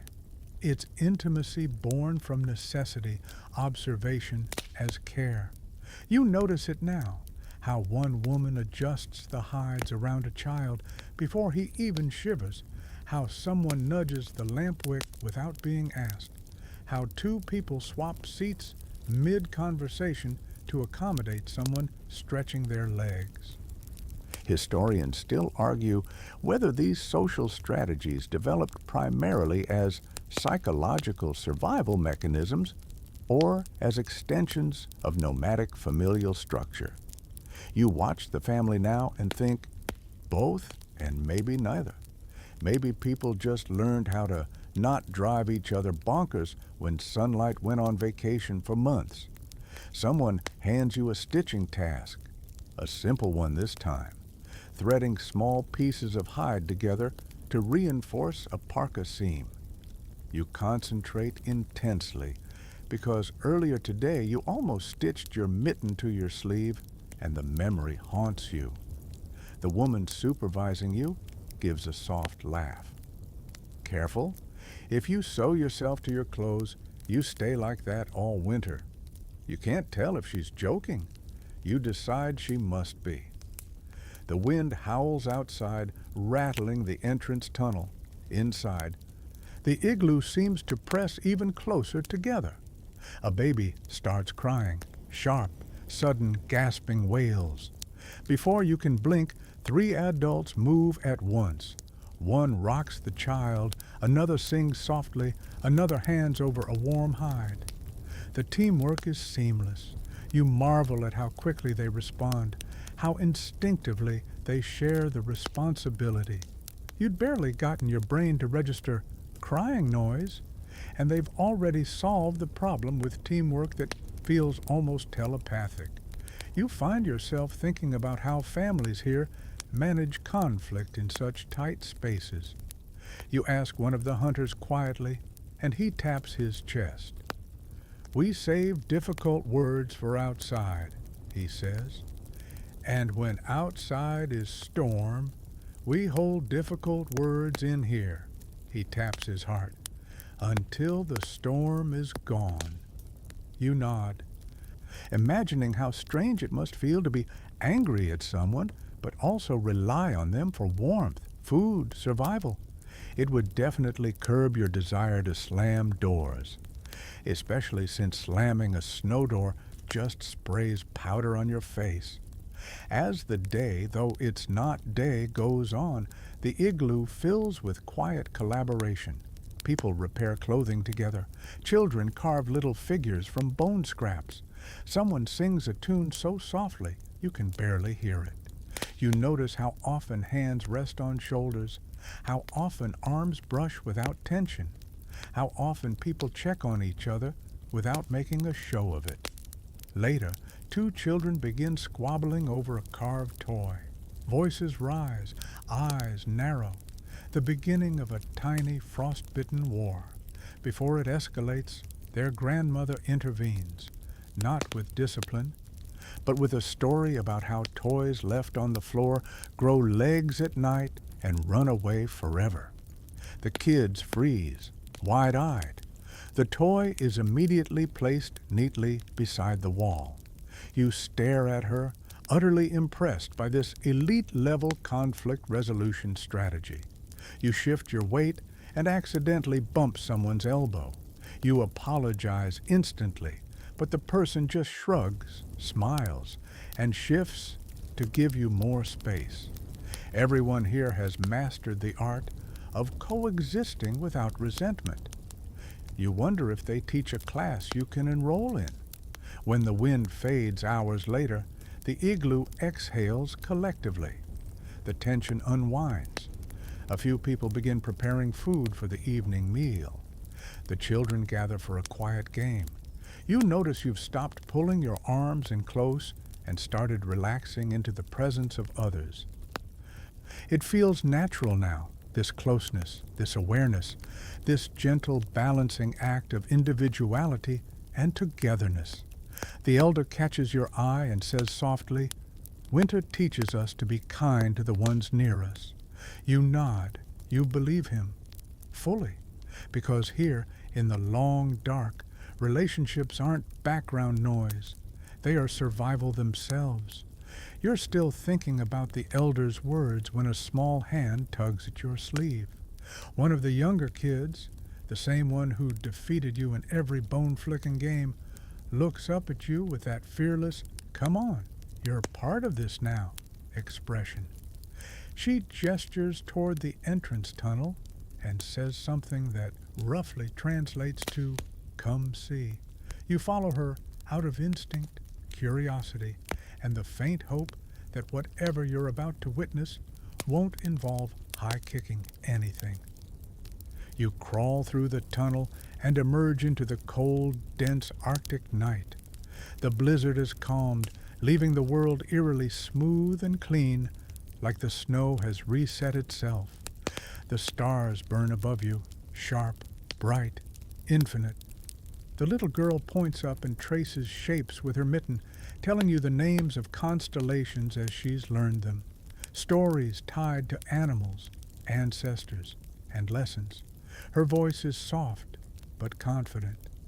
You listen closely, realizing you're hearing a child recite an oral map of the sky.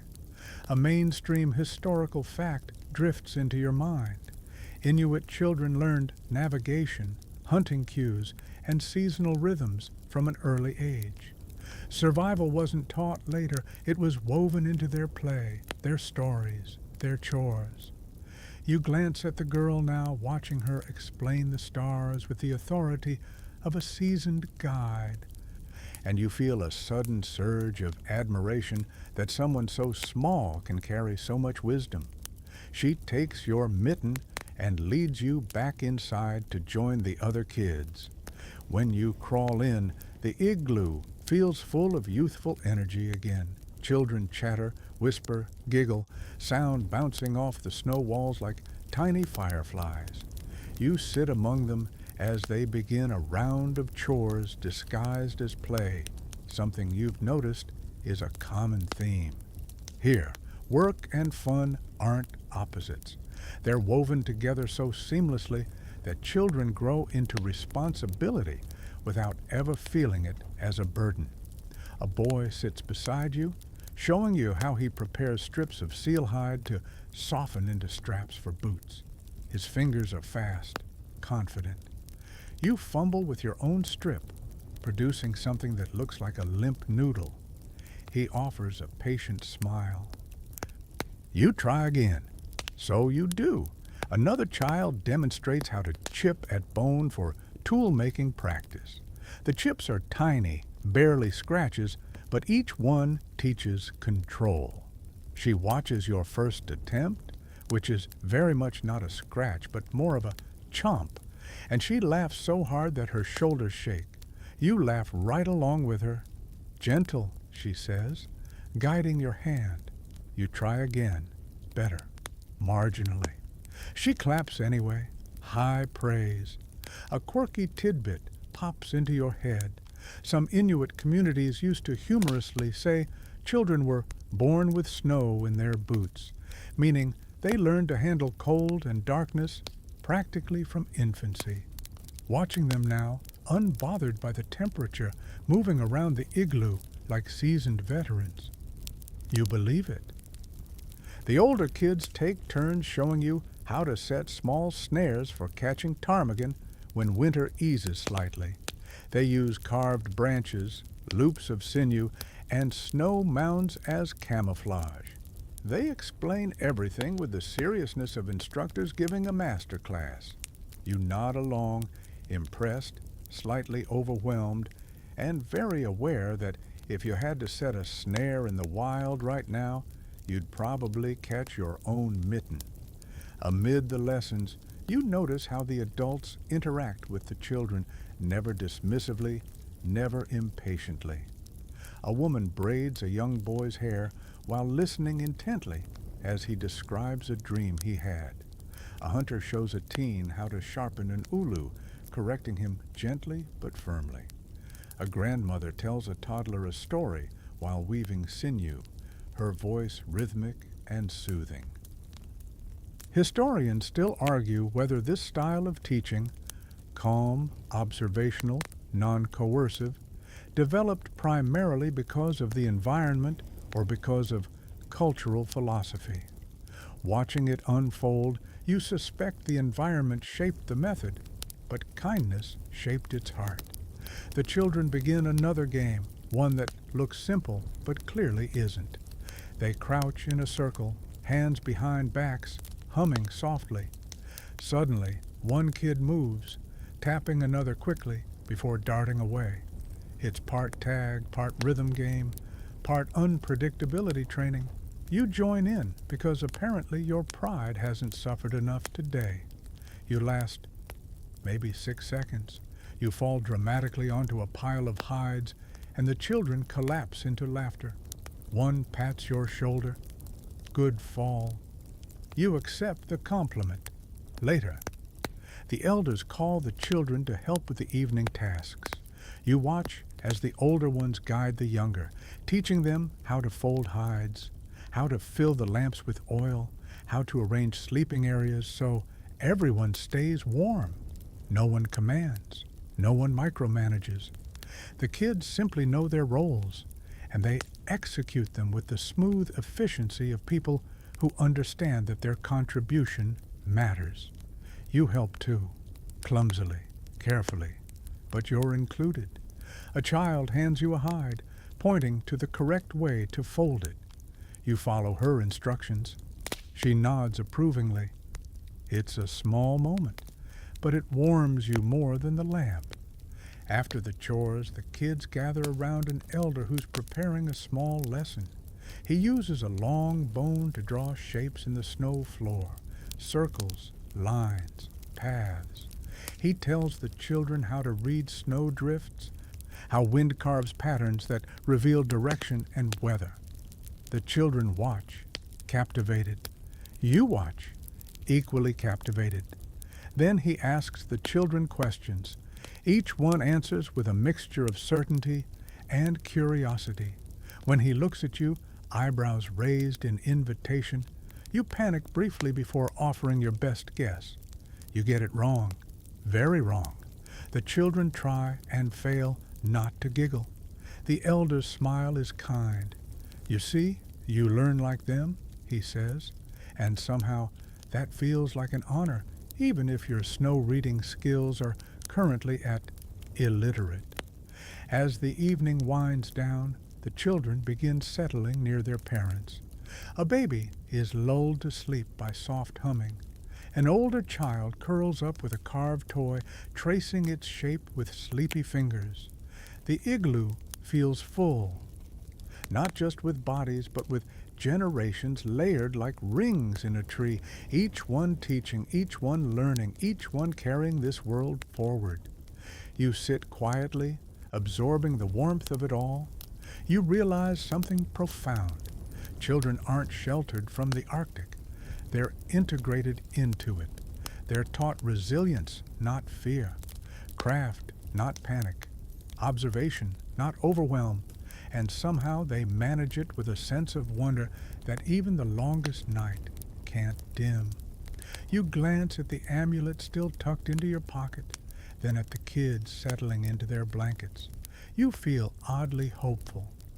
If these children can grow up in a place where the sun disappears for half the year and still laugh, learn, and tease with boundless joy, maybe you can endure this night a little longer too. Maybe you're learning from them more than they're learning from you. The children eventually drift into sleep, their small breaths rising and falling in steady waves across the igloo. You stretch your legs, feeling pleasantly worn out, when one of the hunters tilts his head toward the entrance tunnel. It's a subtle gesture, half invitation, half-quiet suggestion that you could use some air. You follow him, crawling out into the cold like a seal emerging from a breathing hole. Outside, the world feels huge again. The snow glitters faintly beneath a sky full of stars so bright they look like cold sparks. The wind is soft tonight, almost polite, brushing your cheeks without trying to steal your soul. The hunter points toward the horizon, if you can call it that, and murmurs something about changes in the weather. You squint. You see darkness. Just darkness. He seems to see an entire encyclopedia worth of information written across the landscape. You take a step, and the snow beneath your feet makes a sound you haven't heard before. More crunch than squeak. He nods at your reaction. Snow is different today, he says. Listen. You stand still. At first it feels silly, like trying to hear the opinion of a carpet. But then a mainstream historical fact bubbles up. Inuit survival often relied on reading subtle cues, shifts in snow texture, wind direction, light reflections on ice. These clues acted like a weather forecast long before satellites or digital maps existed. So you listen harder. The snow beneath you seems firmer, packed tightly by recent wind. The air carries a faint dryness. Even the stars feel sharper, as if the sky has been polished.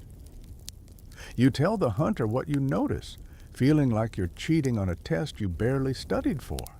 He smiles and offers a small nod. Good. Hard snow means colder night, and colder night means clearer sky, and maybe new cracks in the sea ice. You freeze, figuratively and somewhat literally. Cracks? He chuckles, perhaps sensing your internal panic. Not dangerous here, he says, but farther out, the ice speaks differently. You'll hear tomorrow. You're not sure whether that's comforting, but you follow him anyway. He leads you a few steps away from the igloo, then kneels. You do the same. He brushes away the top layer of snow to show you a shallow ridge, barely noticeable, like a wrinkle in the earth. Wind made this, he explains, tracing the line. South wind. So storm is done for now. You nod solemnly, hoping you look like someone who understands wind logic. In truth, you're mostly impressed that snow can hold so much information, like a very cold diary. As you stand again, another elder approaches, holding a small sliver of ice. She presses it into your hand. It's smooth, slightly curved, and glimmers under the starlight. From the river, she says. Ice tells how cold it was when it froze. You peer at it like it's a report card. It looks like ice, just ice. But she encourages you to hold it between your fingers. After a moment, you feel something odd. The ice is clearer in the middle than at the edges. She nods. Layers, she explains. Thin ice grows quickly. Thick ice grows slowly. Slowly means colder weather. A quirky tidbit comes to mind. Some Inuit hunters used to predict weather changes by tasting ice, not just feeling it. You hesitate to ask, but she notices your expression and laughs. No need to taste tonight, she says. You're still learning. You sigh in relief. You were fully prepared to lick the ice if she'd insisted. The first hunter gestures for you to follow him farther out, not too far, just enough to feel the shift between land-fast snow and the snow that covers sea ice. You take a careful step. The ground feels different, more hollow beneath your boots. Not unsafe, but noticeable. You stiffen slightly. He taps your shoulder. It's good, he assures you. Safe here. Then he crouches and places his bare hand flat on the surface. You watch in astonishment, because you would absolutely freeze your palm to the ice like a tongue to a metal pole. But his touch is brief. He stands again, nodding. Ice is thick tonight. You try placing your gloved hand against it and feel cold, just cold. You decide to trust him.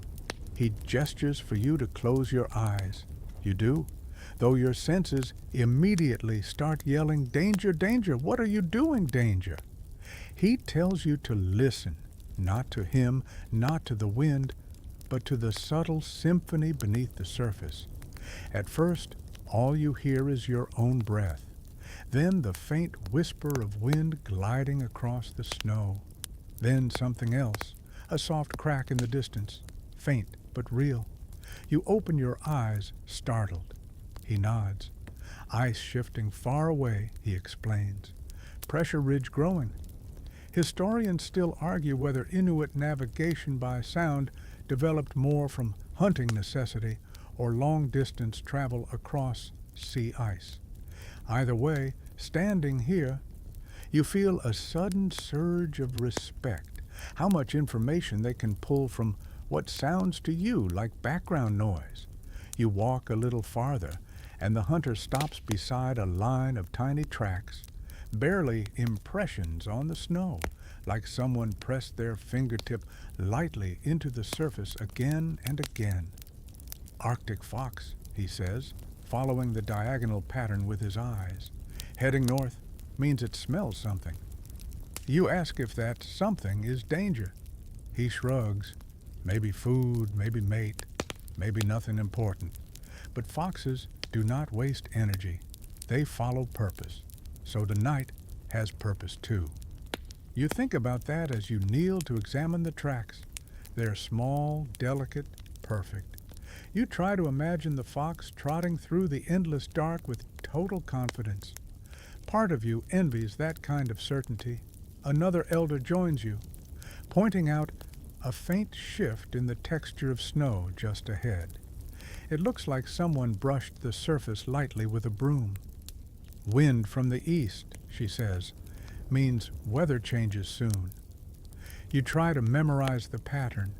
Ridge snow for north winds, brush snow for east winds, drift curves for storms.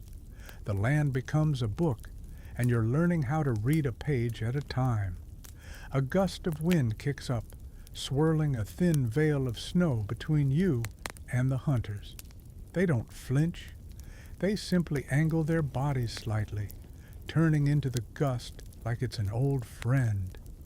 You mimic them, feeling the wind glide past instead of push against you. When you return to the igloo, the hunters point to its curved surface. Snow has piled against one side more than the other. The elder runs a hand across it.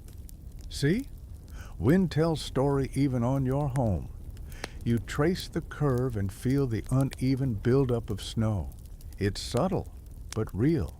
Proof that nature leaves hints everywhere. Inside, someone asks what you learned. You explain as best you can, fumbling through wind logic, fox tracks, ice sounds. The children beam at you, proud like teachers seeing their student pass a test. You feel warm under their praise. The elder nods, satisfied. Night teaches, he says, but only if you listen. And as you settle back into the igloo, feeling the warmth of the lamps and the soft murmur of voices growing around you, you realize you're starting to listen, to snow, to wind, to ice, and maybe even to yourself. The long night still stretches ahead, but it feels less like a void and more like a teacher now, a soft, whispering, very cold teacher who occasionally tries to freeze your eyelashes. You're halfway through warming your hands near the quollic when a sudden hush ripples through the igloo. Not fear, just focus, that subtle sharpening of attention that tells you something important is happening. A hunter near the entrance tilts his head, listening. You hear nothing at first. Then, faintly, a sound carries through the tunnel, a low, distant groan, like the earth stretching in its sleep. He exchanges a glance with another hunter. "Ice," he says simply. The others nod. Your heart, however, decides to reenact a percussion solo. The hunters gather their gear, not in a frantic rush, but with calm efficiency. One hands you a pair of heavier boots and gestures for you to follow. You hesitate, scanning the room for confirmation. Because while they look perfectly relaxed, you're mentally drafting your will. A woman pats your shoulder and smiles. "Come," she says. "Good to learn." You take a steadying breath and crawl into the entrance tunnel. Outside, the night feels different. Not colder, just tighter. The sky glitters with thousands of stars, but the horizon looks darker than usual, like it's holding a secret. The hunters move across the snow with purposeful steps. You follow, trying not to slip on absolutely nothing again. The sound comes again, a deep, resonant crack echoing across the sea ice. It vibrates underfoot, subtle but unmistakable. A mainstream historical fact flickers in your mind. Pressure ridges often form when sea ice shifts, buckles, or grinds against itself. These ridges can rise into jagged walls or drop into sudden fractures. Dangerous if you're unprepared, life-saving if you know how to read them. You want to read them? You really do. Right now, the ice speaks the language of yikes. The group approaches an area where the snow dips slightly. One hunter kneels and brushes the surface. Beneath the snow is a fresh crack, thin but stretching in a long arc. "New," he says. "Very new." You crouch beside him, studying the line. It looks delicate, almost harmless, like someone scratched the surface with a needle. But the hunter presses his ear to the ice and motions for you to try. You lower your head, feeling foolish and slightly terrified. Then you hear it. A faint pop, a soft shifting, and then a low rumble from deep below. The ocean moving under ice thick enough to support homes, sleds, entire lives. You lift your head quickly, eyes wide. The hunter smiles, approving. "Good, you hear it." He gestures farther out. "Come, see more." You follow, feet crunching in careful steps.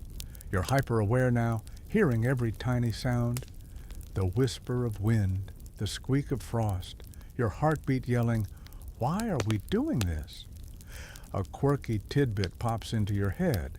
Some Inuit hunters could tell the difference between harmless ice pops and dangerous shifts, just by the vibration through their knees when kneeling.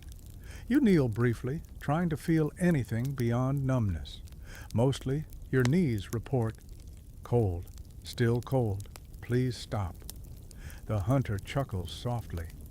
"Takes many winters," he says. "Your knees still young." You decide to take that as a compliment. The group reaches a low, jagged ridge, a pressure ridge that has pushed snow upward into a small spine. It gleams under the starlight like a white scar.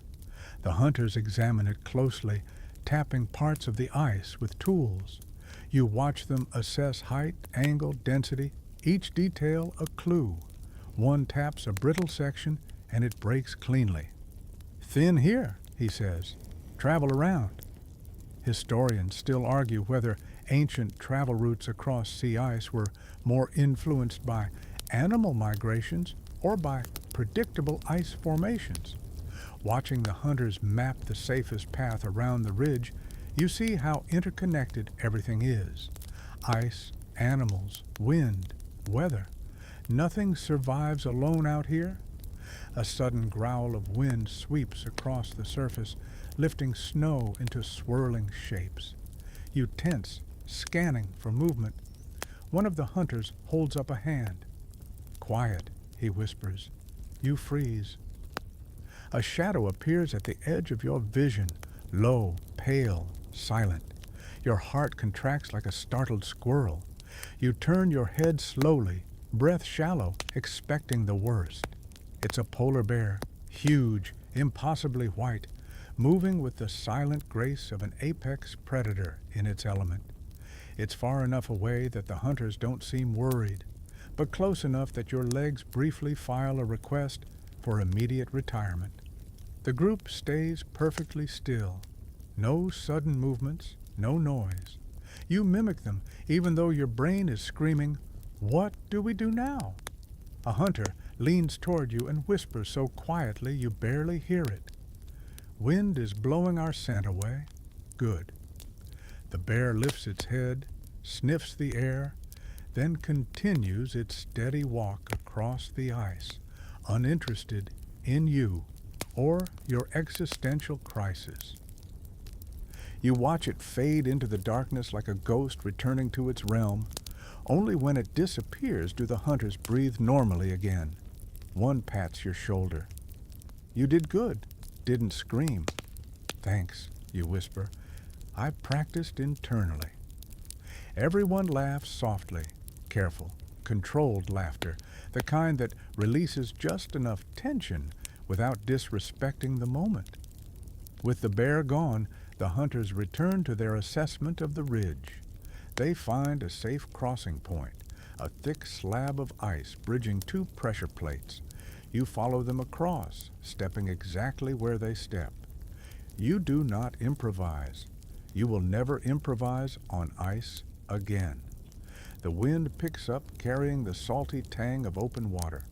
Somewhere beyond the ridge, a seal barks, a short, sharp sound that echoes across the stillness. The hunters pause, listening. Then one says, "Tomorrow." We check there tomorrow. You follow them back toward the igloo, relief warming your shoulders like a blanket. As you walk, a hunter asks, "What scared you more, the crack in the ice or the polar bear?" You think for a moment. "Honestly," you say, "the bear. The ice doesn't have teeth." He bursts into laughter, loud enough to echo. Inside the igloo again, people gather around you, eager to hear what you saw. You tell them about the ridge, the cracks, the vibrations, editing out the part where your soul briefly left your body. The children gasp and lean in, asking questions about the bear. One asks whether you named it. You say no. Another says, "Too bad. Could have been your friend." You politely disagree with the concept of befriending a polar bear. You settle into your place near the lamp. Feeling adrenaline slowly melt into tiredness, the elders nod approvingly. You faced danger, listened to the ice, learned from the land. And as you breathe in the warmth of the igloo, you realize something surprising. Even the dangerous moments here don't feel chaotic. They feel understandable, navigable, like the Arctic doesn't hide its moods. It just expects you to pay attention. You think of the crack beneath your ear, the fox tracks, the pressure ridge gleaming like a frozen spine.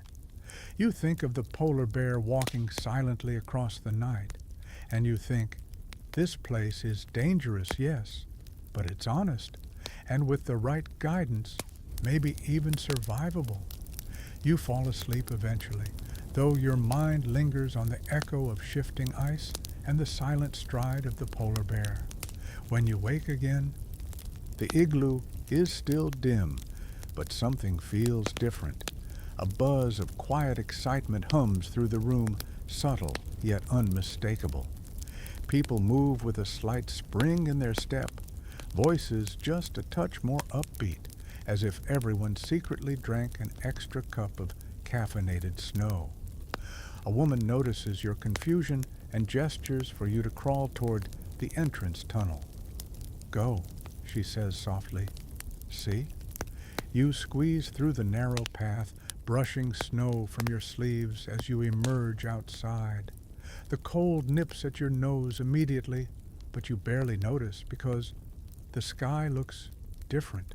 Not bright, not even close, but along the horizon is the faintest, thinnest line of pale blue-gray. Not moonlight, not starlight, something softer, warmer, like the world just remembered it owns a sun. You blink at it, stunned. Is that? A hunter stands beside you, smiling gently. Morning light, he confirms. Not sun yet, but close. Your heart lifts in a way you didn't expect. After so many endless nights, even the faintest promise of dawn feels like a miracle. You stare until your eyes sting from the cold. A mainstream historical fact surfaces in your mind. Inuit communities traditionally mark the slow return of light with small gatherings, songs, or quiet reflection. Not grand celebrations, but steady acknowledgments. Gratitude wrapped in humility. The sun's return wasn't guaranteed. It was hoped for, watched for, respected. You imagine generations standing where you stand now, scanning the horizon for this exact shimmer. One of the children crawls out and squints at the dim glow. "It's bigger than yesterday," she declares proudly. You're not entirely sure that's true. But no one challenges her. Hope stretches the truth a little, and no one seems inclined to correct it. The child points upward at a particular star, now faint against the growing haze of light. When that one gets smaller, the sun is almost here. You nod like you understand star-based countdowns and totally did not just learn that stars can get smaller. The family emerges one by one, standing shoulder to shoulder in the gentle cold, watching the horizon with quiet reverence. No dramatic cheering, no loud announcements, just a simple shared moment of anticipation, like taking a collective deep breath. You think about how modern life tells you sunrise is predictable, scheduled, dependable. But here, the sun's return feels like a gift, a promise kept. You all stand together until the cold begins to nip more sharply. When you return inside, the igloo feels warmer than ever, not temperature-wise, but emotionally. Even the quillic flame seems brighter, as if the lamp itself sensed the world shifting. Someone hands you a warm drink, a rich broth infused with herbs you can't name. It tastes like comfort, like reward, like sunlight in soup form. As the family settles into their morning routine, there's a lightness you haven't felt before. People hum as they prepare tasks. Children bounce around more cheerfully. The elders speak in voices that carry subtle excitement, the kind of tone someone uses when describing a friend they haven't seen in ages. Yet beneath the joy, you sense caution. The elder explains, light returns slowly, weeks before sun touches our faces. Patience. Right. This isn't a movie montage where the sun pops up dramatically the next day. This is the Arctic. The sun is fashionably late, and then some. But hope doesn't care about timelines. As chores begin, one hunter invites you to help reinforce the outer wall of the igloo. A thin layer has sagged from last night's wind, and they show you how to pack fresh snow along the edges, shaping it with a snow knife. You take careful strokes, smoothing the surface until it gleams under the faint horizon glow. Good, the hunter says. House must be strong for last part of dark. Last part, you echo, savoring the phrase. A quirky tidbit floats into your memory. Some families used to draw tiny marks on the interior walls each day. The light grew like a slow-motion advent calendar for the sun. You glance around the igloo. Sure enough, faint scratches form a little row along one wall. A child catches you looking and proudly explains that she made today's mark earlier. The line is barely visible, but her grin shines like a lantern. Later, the group ventures outside again, this time traveling farther across the snow to check traps and observe shifting ice. Everything feels different under even the faint hint of returning light. Shadows gain clearer edges. The horizon separates into subtle gradients of color: slate, lavender, pale blue. The hunters walk with renewed energy, their boots crunching confidently across the snow. Historians still argue whether the psychological impact of the returning light played a measurable role in winter survival rates. Some theories claim mood shifted enough to influence everything from problem solving to hunting success. Others say the effect was emotional but not practical. Watching the family move now, you think the debate misses the point entirely. Hope is practical. Joy is practical. A lifted spirit can be just as essential as full food stores. You kneel to examine a patch of snow where fox tracks crisscross in looping paths. The hunter crouches beside you, pointing out that the tracks are fresher today. Foxes hunt more actively when the light begins its slow return. Animals feel it too, he says. Light wakes everyone. You stand taller after hearing that. As the group travels back, someone begins a song, low, rhythmic, wrapped in nostalgia. Others join in, harmonizing with the steady crunch of snow beneath their feet. You listen, letting the sound wash over you. The melody feels like an offering to the horizon, a greeting for what's coming. Back inside, preparations begin for the coming weeks. People sort tools, tidy storage areas, and check clothing for wear. Children practice simple tasks again, more eagerly now, buzzing with the energy that hope brings. You help mend a small tear in a hide blanket, doing a nearly acceptable job. The woman supervising nods approvingly, then fixes your crooked stitches with gentle precision. Almost, she says warmly. Very almost. In the evening, the igloo fills with chatter. The elders share stories specifically saved for this transitional period. Tales about the first sunbeam, the warmth it brings, the celebrations held when the world brightens again. The children lean close, imagining sunlight like a mythical creature. One of the hunters nudges you. When sun comes, he says, you will feel stronger. Everyone does. You smile, comforted by the idea. Before sleep, you crawl to the entrance tunnel one last time and peek outside. The faint band of light still hovers on the horizon, delicate as breath. Not bright enough to see by, not warm enough to feel, but undeniably there, a promise. You exhale, watching your breath drift into the cold. For the first time since arriving, you realize you're not counting the days of darkness anymore. You're counting the days of light. And that is a beautiful shift. The faint glow you saw on the horizon lingers in your thoughts long after you return inside. You lie awake beneath the hides, listening to the soft breathing of the family, feeling the warmth of the quillic pulsing like a second heartbeat in the igloo. Eventually, sleep wraps itself around you, but it's lighter this time, less heavy, less thick, as if the darkness itself has loosened its grip. When you wake again, whatever again means in a place without day, you sense a shift even before you open your eyes. There's movement in the igloo, but not frantic, not hurried, just purposeful, a murmur of soft excitement. A few children are already sitting upright, whispering in eager bursts. One of them notices you're awake and immediately scrambles over, tugging your sleeve so hard you nearly sit up on instinct. "Come," she whispers, loudly enough that half the igloo stirs. "It's happening today." You blink, still half asleep. "What's happening?"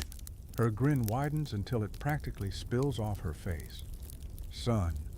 The word lands softly but firmly, like a pebble dropped into a still pond. Around you, heads lift, smiles grow, an elder nods, confirming it. Close now, he says. Very close. Your chest warms. Even before you've crawled out from under the hides, people begin layering their clothes, slowly, intentionally, as if preparing for a ceremony rather than just stepping outside. The children wiggle into their thick boots with record speed, while the adults help one another secure fur-lined hoods and adjust mittens. Someone hands you an extra hide wrap, and you accept it gratefully. Today feels important, sacred even. Any extra warmth feels like armor for the moment ahead. A mainstream historical fact drifts into your mind. In many Inuit communities, the first sunrise after the long night was a deeply meaningful event, often marked with offerings of food, small songs, or quiet gratitude toward the natural world. It wasn't a loud celebration, but a reverent one, a recognition that surviving another winter was an accomplishment shared by every member of the family, every tool, every learned skill, every whispered story. You feel the weight of that history as you crawl into the entrance tunnel, and then the cold embraces you fully when you step outside. But today, it feels gentler. The air is crisp and thin, shimmering slightly, as if filled with invisible dust motes. The entire family stands facing the horizon, some holding hands, some resting palms on the snow, some breathing deeply, like they're preparing to inhale something new. You join them. At first, all you see is darkness, endless, familiar darkness. But then, slowly, impossibly, a sliver of gold appears, thin as a thread, delicate as the edge of a pressed leaf. It brightens, spreads, and suddenly the entire world feels like it's shifting from one breath to the next. It isn't full sunlight, not yet, but it is undeniably light. You inhale sharply. The cold stings your lungs, but the beauty of that small golden arc is enough to make your eyes blur. Beside you, a child whispers, "It's coming," as if afraid to speak too loudly in case the sun gets shy and changes its mind. A gentle sound grows around you, soft humming. One of the elders begins a simple melody, a tune older than memory, and the others join in. Not words, just a rising, falling rhythm that matches the slow swell of the glowing horizon. It's not a performance, it's a welcome. You close your eyes, letting the sound wrap around you. When you open them again, the gold has strengthened, blooming into a warm halo that traces the sky like a glowing promise. The sun does not rise fully above the horizon today. It's still too early in the season. But its presence brushes the world, subtle and breathtaking. The snow reflects the light in pale pinks and soft oranges. You see your shadow, faint, wavering, cast across the snow for the first time since you arrived. A laugh escapes your chest before you can stop it. The child beside you grins and holds her mittened hand up to her chest. "It feels warm," she says. You don't feel warmth exactly, but you understand her sentiment. Warmth doesn't always mean temperature. As the light lingers, someone hands you a thin piece of dried fish, an offering to taste during the first return of light. You chew it slowly, savoring the saltiness, the familiarity of it, the idea that you're participating in a ritual that has spanned countless generations. A quirky tidbit surfaces in your mind. Some families used to use the first light to check tools and clothing, believing the sun's return revealed flaws missed during the long dark. Conveniently, you don't volunteer any of your stitching for inspection. The light fades eventually, as all brief Arctic sunrises do at this time of year. slipping back below the horizon with unhurried grace. But no one seems disappointed. Instead, the family bows their heads for a moment, a quiet gesture, a thank you, and then begins preparing to return inside. You linger a moment longer. The horizon still glows faintly, like the memory of a smile. You feel something shift inside you. Relief, yes. Joy, of course. But also something deeper, a gratitude you didn't anticipate. You survived this far, not alone, but with them. Historians still argue whether the emotional resilience of Inuit families came more from cultural practices or from shared labor and closeness. Standing here now, you realize it's both. The sun returns externally, but the inner light of community never left. Inside the igloo again, people talk excitedly, sharing impressions of the sunrise, laughing softly, reminiscing about past years. A child reenacts the moment dramatically, squinting at the horizon in an exaggerated way until everyone laughs. You sit, listening, warming your hands near the lamp. The elder who guided your dreams earlier sits beside you. Now, he says gently, you understand why we wait. You nod. You do. The long night isn't just darkness. It's a journey, a test, a teacher, and the return of the light feels like the final chapter of a story told over months. But you also know the journey isn't quite over. The igloo dims slightly as the lamp wick is trimmed, and the family prepares to settle for rest again.